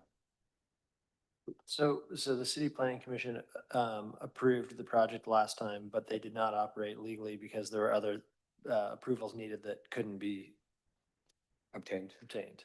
Since the CPC and the BZA approved the proposal, they should not be operating legally because they cannot obtain an STR permit or a lodging permit. Or a change of occupancy for the event space. Can you go back to those pages? So why can't they get those? Why can't they can't get this is The a STR, good yeah, overview. that They one. can't get an STR permit because the STR regulations limit overnight guests to 8 people and the property owner wants more. The previous proposals requested 16 and now they're doing 10. For lodging, a lodging establishment starts at 8 rooms, and this structure has 5. And then it can't be a bed and breakfast because the property owner has proposed no on-site manager and a bed and breakfast requires 1. So because the STR has an 8-person max, do they not have a special use variation or? No, chapter 56 does not have the same. But, so going back to the previous, line of thinking, when CPC and BZA approved this in theory, is it that, there, despite, or in spite of those approvals, there was still no way to legally operate? Say it one more time. The echo in here is. Although BZA and CPC approved of this in theory, there are other legalities that prohibited the operation from operating legally. Correct. Yeah, okay. And the main one was the change in the STR requirements. No, the STR rules were repealed from chapter 88 before the SUP was submitted. I mean, so my understanding is CPC, BZA thought this makes sense, let's approve it. However, there is no place in the code to allow for this to operate. And so it was operating illegally despite having approval from two bodies, but those bodies had authorization to approve in the way that we did. However, the business still would need to fit into one of these buckets and doesn't fit into one of those buckets. And I'm having problems accepting that because I know we question too many things before we approve them to make sure they're gonna fit. So I'm confused how it got past us Yeah. to use these purposes Did, because we wouldn't have done it. oh, we might have, did staff recommend denial? I did. Yeah, I remember the whole, that there was quite a bit in our discussion was that we were going to pass it along as kind of. Okay. Yeah. So are you saying that the recommendation of denial would potentially help the applicant be No. compliant? No. Quicker? No. That the business plan, the proposal needs to change so that they can operate legally. And there's no way for them to go this route? You need a city council ordinance probably to create a new lane. Gotcha. Yeah. Okay. If a new lane isn't created, you had noted in the staff report, a use cannot be approved through a SUP because it would need a variance to allow the use to be within a detached house, which is considered a use variance, not permitted by 88-565-02B. And I can't tell, and then related, required to obtain approvals from the health department and state of Missouri. In your opinion, is that the most viable path? If the definition of a hotel changed, because There'd be on-site staff and a lot of other things. so the zoning development code's definition of a hotel clearly states that it has to be an establishment other than a detached house, Okay. which this is. And then, So and then we have a couple large similar businesses just north of the Nelson Atkins Art Museum. Those don't advertise as event venues. Is that why they're different? those are established bed and breakfasts through a special use permit. Say it again.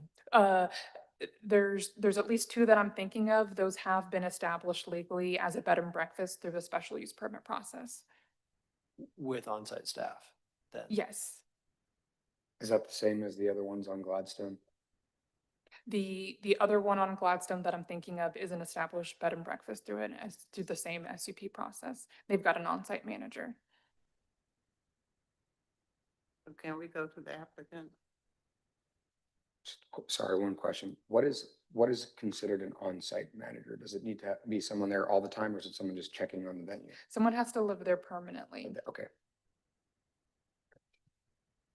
Sorry, just trying to look through. I'm sure you've done, well, I know you've done this. I'm just trying to. Any other questions for city staff right now? Okay, let's welcome the applicant. Good morning. Good afternoon. Thank you for having me. This is Megan Duma, the applicant at 511 Gladstone Boulevard. And it seems like you guys all remember the case in the House. I'm just going to pull up my presentation here and really quickly kind of just remind you a little bit about it. And then I'll go into the steps I have taken to try to become legal and where I'm at and what I'll ask of you all today. Is this the right one? Yes. Okay.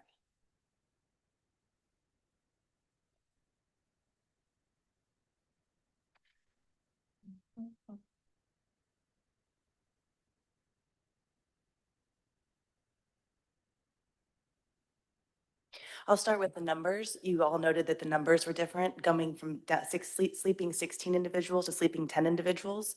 That was in an effort to get through building codes without having to fire sprinkle the building.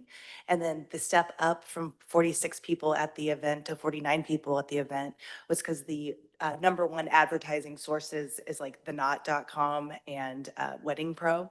And they have an option where you can click it and it's 50 or under. And so that's just something that I've learned. And I've learned a lot since I was before you, since July. I've learned a lot. So I'm going to share my journey with you briefly. It says 16 here, but it's actually only 10. And the question before you as the zoning component of this is and the answer is yes, you can as a historic reuse. And I'll get to where that left me and where I'd like to go from here. This was part of my presentation to the Board of Zoning Adjustment in what do we do with these historic buildings? As you guys can see, I really am stuck in a weird place.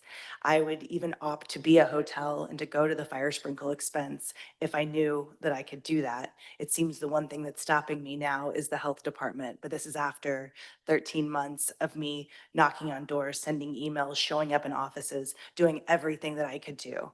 But with respect to what you guys can do for me, a historic reuse of a property, which is what you guys approved and the BZA ultimately approved, is something that's not otherwise allowed under the zoning code. So that I understand, trust me, I want to be set up for success too, but I want to show you like that I didn't just sit back and not do anything.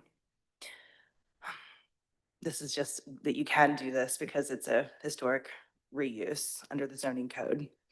And I've talked about like the reason that we have these goals for historic properties is to protect these properties. If you go up and down Gladstone Boulevard or Benton Boulevard, you know, half the houses aren't taken care of. They're getting broken into, they're getting burned down, and it's tragic. I love old houses and I love sharing them.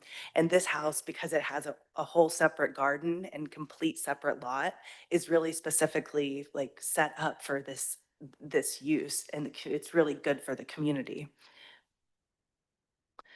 That's just a picture of the house when I bought it. And the reasons why this type of use is good is why it can't just be a short-term rental. Okay, that's a really good question. Why can we not just not do events, just put 8 people in here? The carrying costs for my mortgage on this property and for the electricity bill and internet and water and landscape maintenance and just old house maintenance is well over $8,000 a month. I own 9 short-term rentals in the Kansas City area, and this one makes significantly less than many of my other properties because of its location, unfortunately. It's well known, this is a very dangerous neighborhood where there's often shootings, there's people suffering from mental illness, walking up and down the streets and using drugs. It just does not attract short-term rental people in and of themselves. So your next question is, well, then why would it attract a wedding group? Because this is a place where you can have a backyard wedding and spend the night with 10 of your family members. It's one party that books. And the reason that I'm telling you this is because we're going to go through what happened with building codes, what happened with the health department and things like that.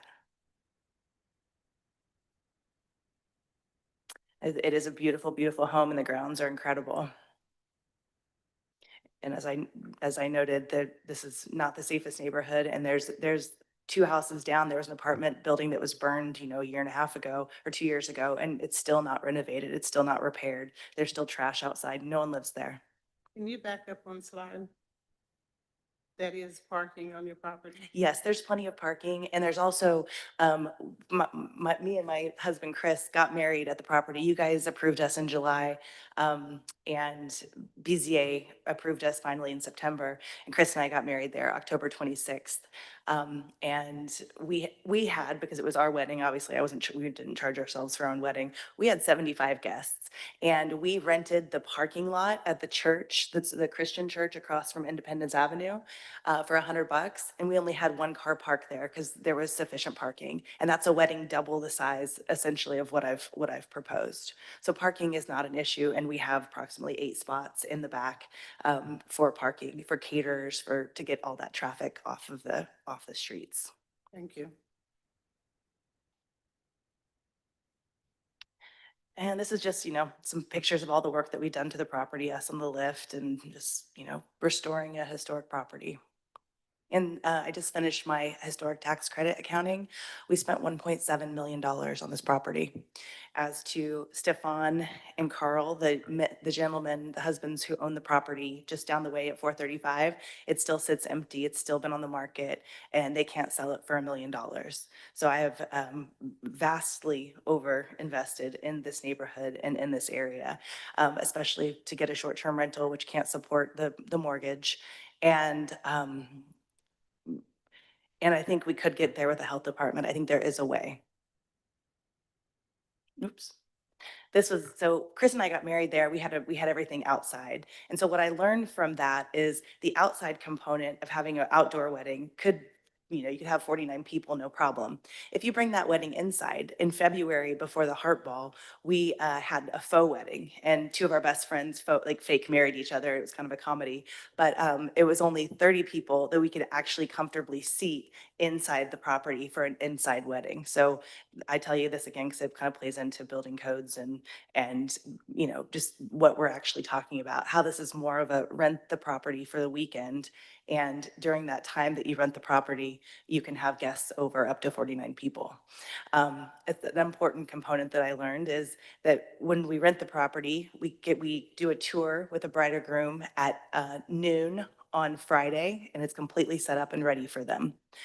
I've been there all day Saturday with them until the end. And our business plan is to have myself or a group of women who I've contracted with cakewalk events to be present the entire time. From 4 p.m. till 10 p.m., it was a requirement that we have a security guard. So I contracted with Titan security guards and have an armed security guard, mostly just to get guests to and from their vehicles safely and to keep anyone who's acting erratically away from the property so it doesn't scare the people that are coming in and out. It is essentially overkill how much protection and security we have during these events, but it's okay. I'm okay with it. Like that's totally fine. It's a beautiful property to share. It's literally meant to be shared like this. Oops, wrong way.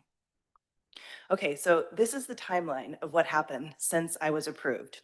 September 11th, the BZA approves the historic reuse as a micro event space. During this review in the pre-application process, the health department did not show up at the pre-application process as they're supposed to do. And they deemed it non-applicable with respect to their jurisdiction because I don't serve food and they didn't consider me a lodging space. Approximately September 20th, once I had my approval, I figured that I probably needed a change of use through the building codes, or I started that process. And that's just for the event component of it. Because I have the right to use it as an accommodation by virtue of zoning, that doesn't trigger the building codes unless I want to have over 10 people, which means that I'd have to fire sprinkle the property. So if I have under 10 people, that's what I learned, and that's why we're here moving it down to 10, then there's no trigger for fire sprinkles. And when I did this change of use, the initial quality control review came back and just kind of what box do we put you in type of stuff. And that's kind of where these problems started. October 3rd, 2024, I met with the building codes person that was assigned to my case, Ray Rhodes. I hired a codes specialist named Justin Burton, who used to work for Kansas City, Missouri. He explained the use to Mr. Rhodes, and essentially what I was doing is renting the house for a weekend to one single family or group that was related, and then they could invite people over to have a very small event under 46 people at this time. And Ray Rhodes agreed that as long as we were under 10 occupants, that this was a residential use. It did not kick it over to commercial or to the assembly use. On October 10th, I learned City Planning and Development and Ms. Nanowski alerted me that they were requesting a rehearing of my case before the Board of Zoning Adjustment. On October 26th, Chris and I got married at the property and we hosted our wedding there. On November 1st, I hosted the property was done. It was, I mean, it was beautiful, it was open, and I have a lot of friends that I love historic properties. I was a member of the Bungalow Club. So they came, I invited the Northeast Chamber of Commerce, and I had another free event for the neighborhood or anyone who wanted to come see the renovation of the property on November 1st. On November 11th, I showed up to the rehearing request before the Board of Zoning Adjustment, and the City Planning and Development dismissed their rehearing request. On November 4th, I received a letter notifying me that I had been in violation of codes because I had an open house and I had my own wedding there. I talked with Mr. Duddy, he was very kind, and we put that to bed. From October 24th to March 2025, and we're talking like at least once a week, I called and emailed the fire department, Joe Ragsdale and Michael Schroeder, tried to get them to work with building codes. In that meeting that I'd had with Ray Rhodes and Justin Burton, just saying, okay, this is still a residential use. We do not need to fire sprinkle. And I could not get them on the phone. So I went down to the fire department, and I was on crutches at the time, and I just sat there until Mr. Ragsdale met with me. And he said he'd look into it, but he was essentially bound by what building codes was going to do. February 5th, 2025, I had scheduled a meeting with nothing was happening again. So I scheduled a meeting with my architect, Adam Pfeiffer, Ray Rhodes, again in building codes, and Jeff Lee, the director of building codes, was able to attend.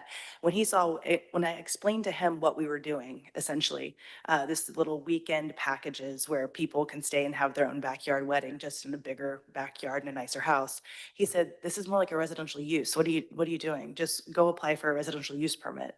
And then on May, I did that, and there was some resistance. It went back to CPD, and then it came back, and they said no. On May 30th, I had a call with, again, Adam Pfeiffer. John Pejort now got involved, and he is like the interdepartmental person that's supposed to help this kind of things from happening.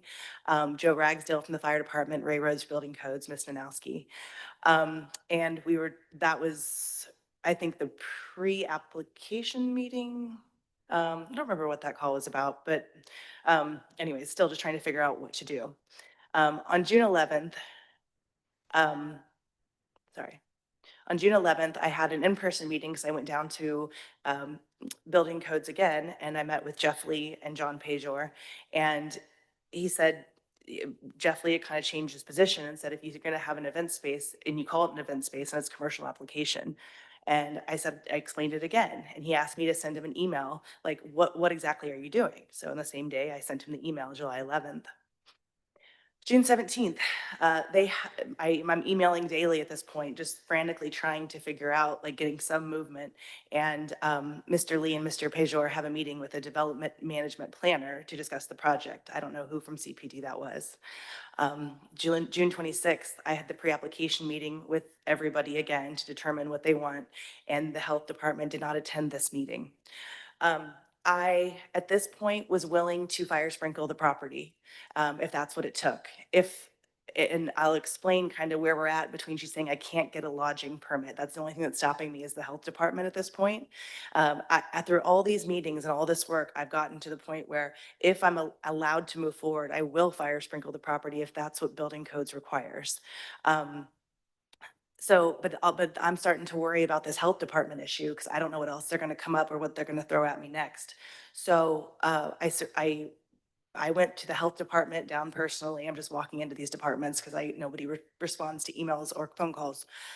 So I met with Stacy Dutzman, who was very kind. She sat down and discussed some options. After explaining to her kind of what I looked like, she said, well, you looks like you might be a bed and breakfast, so we could get you a lodging permit through that. And then she went back and spoke with someone at CPD and came back and told me, no, that's not an option. Now, the director, this is kind of the point of I can get, hopefully, some help from the health department. I can get that lodging permit from the health department if that's the only thing that's stopping me, is they're saying I can't be a bed and breakfast because I don't live on or adjacent to the property. Okay, that's fine. I can't be a bed and breakfast. But I could potentially be a lodging establishment. Right now, I only have set up 5 rooms. I could very easily make it 8 rooms. That's not a problem, which would get me to the lodging establishment permit. So I'm cleared through zoning through you guys. I've worked with building codes and fire for months and months and months, and I've walked this line and been tenacious, and it's been incredibly, incredibly frustrating. But I feel like I'm at the end or very close, and now they want to take it away. Have I operated illegally? With respect to the short-term rental, when I got my approval through you guys, I directly sent the approval to Matt Keeney, who's the Neighborhood Services Department. And so I did not believe that I was operating illegally with respect to the short-term rental. With respect to the weddings, I did book 2 weddings, and one was 22 people, one was 16 people. Only 8 people slept there, the 22-person wedding, and I was present for the entire time. And only 6 people slept at the 16-person wedding. And we had myself, the cakewalk event ladies, and a security guard from Titan. So I'm trying to do everything I can, but I'm going bankrupt trying to get through this process. And it's been heartbreaking because I love this house and I would love to do this business, but it's this is where we are. So, oh, I don't think you need more, but there's more. And then the fire department review for We're business. less than 5 minutes, so. Okay, no, you're good. I mean, it was, I think you get the idea. Now we have a new buildings guy. When we were delayed this morning, John Pejor sat next to me and said that he will work with me to get the groups together to get a final answer. But you guys are the first step. If I can't get approved, I don't want to be just a short-term rental. I don't want to be just an event space. This place won't make enough money for it. I'm going to cut my losses and call it good. Okay. Any questions for the applicant? Is there a reason why we can't do 2 different permits, one for the event space and one for the short-term rental? Separate special use permits or? Yeah. Just, you got one for the event space, whatever it is to permit that. And we get that done. And then we come back, short-term rental on the actual house itself. So you have 2 different permits, same property. The limiting factor from my understanding is still going to be a health department, right? Let's let Oh, that yeah. go on. Okay, so there's the like logistical answer and then there's the business answer. Logistically, could this be processed through 2 separate special use permits where, like, let's say theoretically you approve the event space? That means, and we're holding on the accommodation. That means they would not be approved for accommodation and they could only do the event space. And they'd also be violating the zoning and development code for use-wise for having the accommodation. It just seems like we're making this much, much more difficult than we should. I don't know. And understand rules are the rules and we're doing what we can with what's been approved and that, but it sure seems like there's a way we can do something here. Historically, were there 2 addresses tied to that property? Was it 2 different lots? When Yuri Ives bought it in 2001. Oh, are there 2 lots? Yes, there are 2 lots. I could separate the lots. Would that be a solution? You know, put an event permit on 1 lot? Can we, But the events and the accommodation could both be happening inside the building. Say that again, Anna. If the site is 1 lot right now, if the lots were to be divided into 2, then only one use would be approved for one lot and the other use would be approved for the other. If both uses are happening inside the building, which it sounds like that is the desired outcome, that would still be a violation of the zoning development code if only the house is approved for one use. And But I'd like to do this. I'd like to go to a closed session so we can talk to our attorney and ask a few questions there, if you don't mind. So I'm making a motion that we hold a closed session to discuss legal matters pursuant to section 610:021. Second. I need to take roll call for that and by name, please. Arkin, Aye. Beasley, Aye. Crowell, Aye. Enders, Forbes, Aye. Padilla. All right. Okay, so we're going to move into closed session and thank you for your testimony here. We'll be out here hopefully in a few minutes. Thank you. Thank you.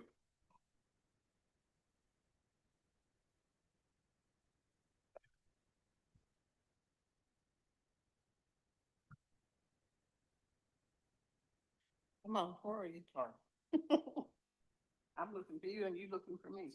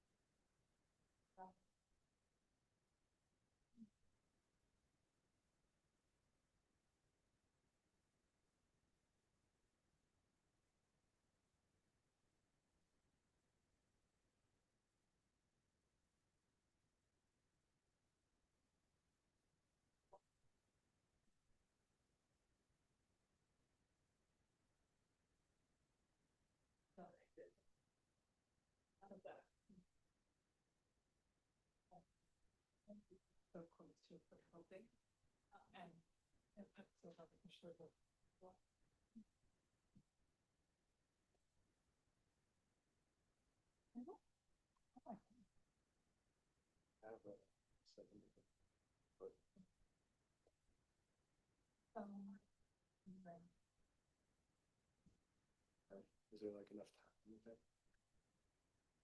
I'll just take the gamble. Oh, there goes that.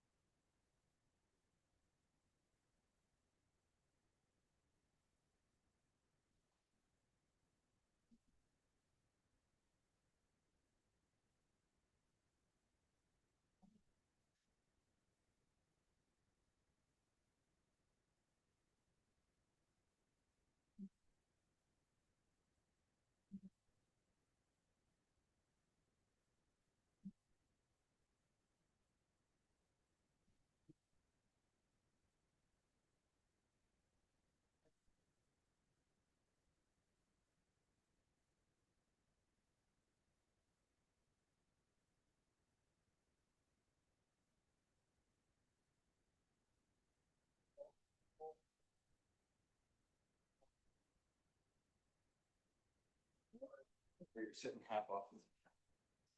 Back there, so- Sorry. Okay.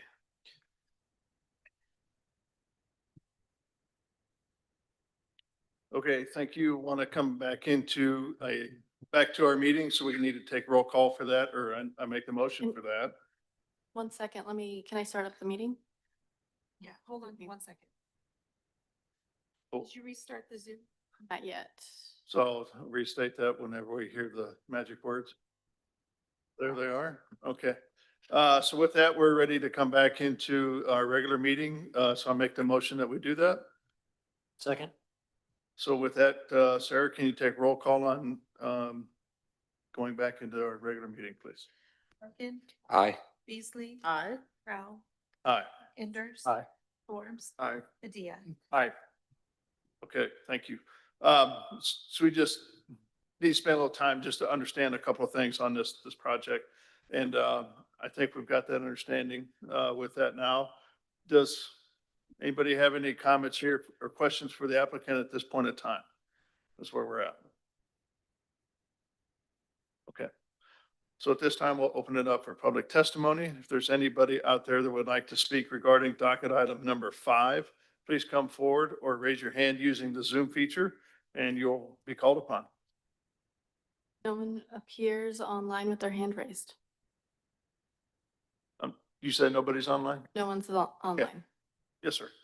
Chris Johnson, I don't know if I'm considered public testimony since I've been announced as who I am, but I just want to make a few points. I think it's kind of a timely day to have this hearing about the house. I'm On sorry, the- can you just state your name for the record? Chris Johnson.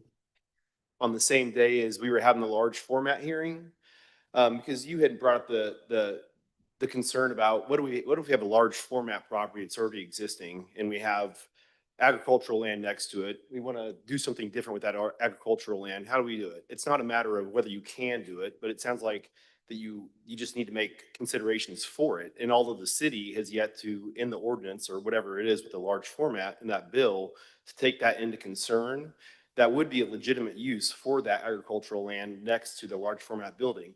In this same case, just today, we heard 2 houses that are bed and breakfasts and operating well north of the Nelson Atkins Museum. There's the Kansas City Mansion that's operating well, which was, all these were previously houses. At some point, somebody got the idea to turn them into a bed and breakfast. Now, there's ordinances or laws and rules within which those are able to function. Megan had an idea to change for a wedding venue at a similar house. The use fits well. It's not a matter of whether, well, that's not what we're arguing about, I don't think. Although in some instances it seems like that. It's a good use for the space, just as the bed and breakfast or the Kansas City Museum to our east is. It's not a matter of, like I said, if this is a good use for the house. It's just that there's no place for it at this time. And so that's the concern, because just like you don't want to drive the investors away from Kansas City for the large format uses because they want to buy something next to a piece of farmland, and then somebody wants to build houses on a farmland next to a large format house use, you can't do it. Same thing here. Thank you. Anybody else? No one Okay. else appears in person? I'm sorry? No one else appears in person? Okay, thank you. So at this time, we'll close public testimony. Is there anything else you'd like to add at this particular time? Just that the health department director does have some discretion for making calls on what would qualify in the first provisions of the health ordinance. And having a security guard walking between Thompson and Independence Avenue up Gladstone Boulevard on Saturday nights makes it feel a heck lot more safer from 4 p.m. till 10 p.m. And having people that are there to celebrate a marriage ceremony in nice dress and that are mentally stable is a nice addition to the neighborhood. And it keeps people that are a little bit suffering or drug users away from this particular part. So this use improves the neighborhood. And I ask that you do you're the first step in the process. If you don't give me the ability to do the use, everything else is there's no point. So you're just the first step. Then I have the BZA. Then I have the meeting with John Pajor. If I get through that, I'd ask you to give me a shot, because if you deny me now, then it's just done. But I'd at least like one more chance. Okay, you've read the conditions and know and understand? I have read the conditions. Where I would get at is I would say, you guys make a decision based on my request that this is a residential use. And that way, when it gets sent down the line, I can say the conditions number 12 about fire sprinkles, number 13, 14, 16, 17 don't apply. I would strike all their conditions and let me handle it as a residential use. And that's the easiest way to get me there. Okay. All right. Can I, sorry, and I have to clarify something as well after Ms. Beasley speaks. I'm sorry? I also have something to clarify after Ms. Beasley asks her question. Okay. I just wanted to ask if she's active with the neighborhood association in which the house resides. Have I met with the neighborhood association? Yes. When I did this a year ago, I actually, before I even had a special use permit, met everyone and presented. We did it with not even knowing we had to. I also met with the Northeast Chamber of Commerce and I did a lunch speaking there. And when I had the open house, I invited everyone from the neighborhood association and from the Northeast Chamber of Commerce. Oh, you're in Scarrett neighborhood, right? Pardon? In Scarrett? Scarrett, yeah, it's the Scarrett Renaissance. That's all. Thank you. Yes, ma'am. All right. So at this time, we'll close testimony if there's, I'm sorry? Can I clarify a couple of things? Yes, go ahead, sorry. That the zoning approval or the land use designation is not going to exempt further designations with the building code or with other applicable code of ordinances. If you determine, yes, this is a residential use and it should just be considered residential use, that will not transfer over to building code application. They will have to apply whatever is appropriate for their designations. And the property would have to be brought up to certain codes. And that is the same for the health department. Also as like the project manager who, is navigating all of these different reviews with other reviewers. I have had meetings with the health department and we have discussed that director's discretion. And it is not meant for changing definitions within the health department ordinances. It's meant for navigating other sort of like small scale fixes or delays when it comes to construction or compliance. So I am under the impression that they would not be able to determine that this is a lodging establishment, since there's only 5 rooms listed in the proposal right now. Okay. Any questions, final questions? Yes, I have, I think, one question, on the conditions. Conditions number 3 and 4, are these things that are still necessary, Anna, that, weren't done already? So verifying outdoor lighting, the landscape, affidavit, are those things still necessary based Yes. upon? And so they didn't happen the first time, or? Those are going to be required through the change of occupancy stage. That I believe are conditions of that case. So this is if there's a change in the certificate of occupancy then? Oh, yes. Okay. And you mentioned, you said you were gonna say why you changing from 43 to 49? No, it's from a potential change in occupancy from a residential use to a commercial use. And so that's what the problem is. They put all these conditions that don't apply to building codes. But then when we want to take them away, of course, building code still applies. Let building codes do building codes and CPD do CPD, please. Strike all conditions, approve the, suggest for approval, my special use permit as a historic reuse of a historic property. And those types of conditions are typical for almost every case we have, whether it's new construction or not. Yep. Okay, so I'm gonna go ahead and make a motion. I am going to, with tremendous respect for staff and the position that you've taken on this and need to take. Yeah, just a thought here before you get into that is, this is a land use body. That's all we're looking at, and that's under our review here. And I think maybe I speak for all, but I know I speak for me on this, that it seems like it's a good use, and it was approved a year ago. Why not continue? But I mean, so for me, I'm in favor of this just because it seems like a good use. There's not neighbors coming in saying, hey, this doesn't work here. You obviously have a plan or whatever you got to put together as part of that. But from a land use standpoint, I'm in favor of this project. Could I also ask for 10 years? Because I know, no, okay, go for it. You can I'll be ask, quiet. Okay.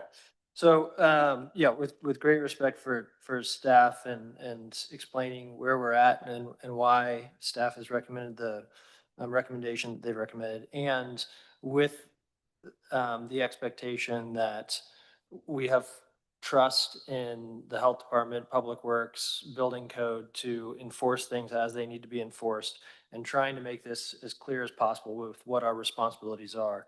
I'm going to recommend approval of this, of docket item number 5, striking conditions 3, 4, 6, 8, and 12 through 17.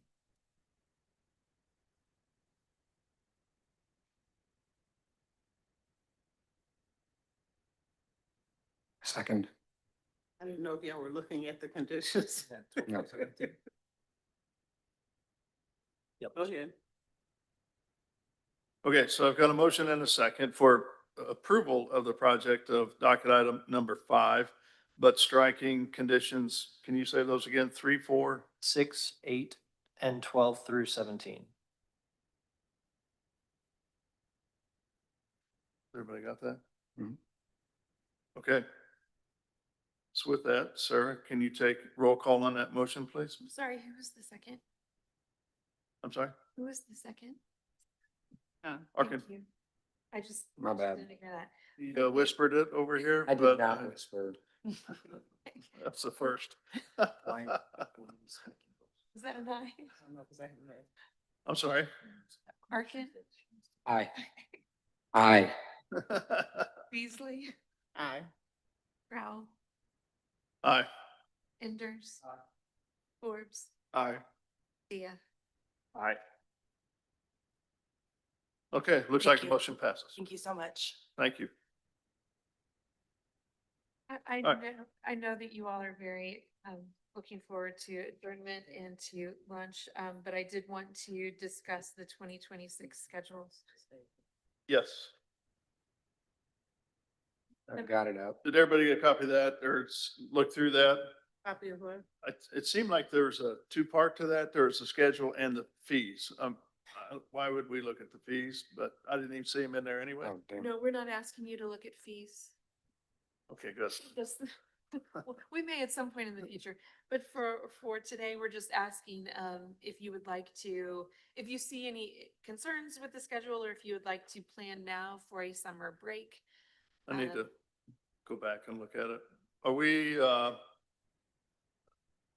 in the past, we've taken one of the August meetings out. Is that being done again? This schedule shows both August meetings, but we are happy to Okay. cancel one of those if that's your direction. It- I would note that if you canceled August 5th, we would go a little over a month between meetings, which is, But this, Well, I think the way August worked out this year, I do not want to cancel one of the meetings or postpone it because it made the other meeting quite lengthy. it did. correct. So I'd want to maintain that. Are Second. we still meeting on Wednesdays? Still on Wednesdays, beginning at 9 o'clock. We haven't changed any of the review deadlines here. It's just really the main question. And I would just point out, your first meeting in 2026 would be January 7th. So we are avoiding New Year's Day. But if you'd like to have a summer break, just let us know which of those dates you would prefer to. Do you, maybe not related, but like Wednesday, July 11 is the first game of the World Cup. Hmm. Do you check when the games are played here in Kansas City? I don't know. I'm just saying like this is gonna be, I mean, probably it's gonna be difficult to come That's to a City good, Hall and stuff, we but- did not actually, I didn't think about that. good. If you would like us to do that and then have this back at your next meeting, we're happy to do No, that. I'm just, I don't know if there's gonna be conflicts. I think that would be worth looking at. I mean, yeah. Skipping the July week. Is it July? When does it start? July 11, I think is the first game. So it'd be that. Oh, no, it's The 15th. June 16th, 20th, 25th, 27th, July 3rd, and 11th. Oh, 11th 11 is the is last here, game. right? The last game. So we don't have there's no games on, but there'll be a lot of people here on that July 1st, Okay. hopefully. I think we still should look at it. If you don't mind. Say it again. I think we still should look at that. That, I'm just saying for Anticipating example, how it might impact getting people to come and all of those types of things. Not that we're saying we won't do them, but we need to be aware of what we're looking at, the length of the docket and all that kind of stuff. According to the internet, and to the Kansas City, FIFA World Cup 26 page, games in Kansas City are June 16th, Tuesday, June 16th, Saturday, June 20th, Thursday, June 25th, Saturday, June 27th, Friday, July 3rd, and Saturday, July 11th. Yeah, so that that July 1st meeting is kind of in the thick of all of that. The 15th is 4 days after, so I don't see that being a huge deal. And then the one previous is June 17th, so that's where I would see, that would be the one that I would think would be. Missing the July 1st meeting. Yep. If that is correct. It seems like that would make the most sense, not to have the July 1st meeting. Yeah. I like that. So we'll scratch that one and Okay. move everything to the July 15th meeting. Well, hopefully people Or- can plan it ahead and also move things to the June 17th Yep. meeting. Split it. Exactly. So my Okay. request is recalled because we took care of it now. Thank you. All right, anything else anybody has? Okay, well, we'll publish this calendar showing no meeting on July 1st. Yes, yeah, that'd be great. Okay, And we're leaving August as is. I'm sorry. In August as is. Leave August as it is to have both meetings, especially since we're canceling the July one. Okay. Yeah. I think that'll work out good. All right. All right, motion to adjourn. So moved. All right, thank you. Thank you. Thank you for your patience.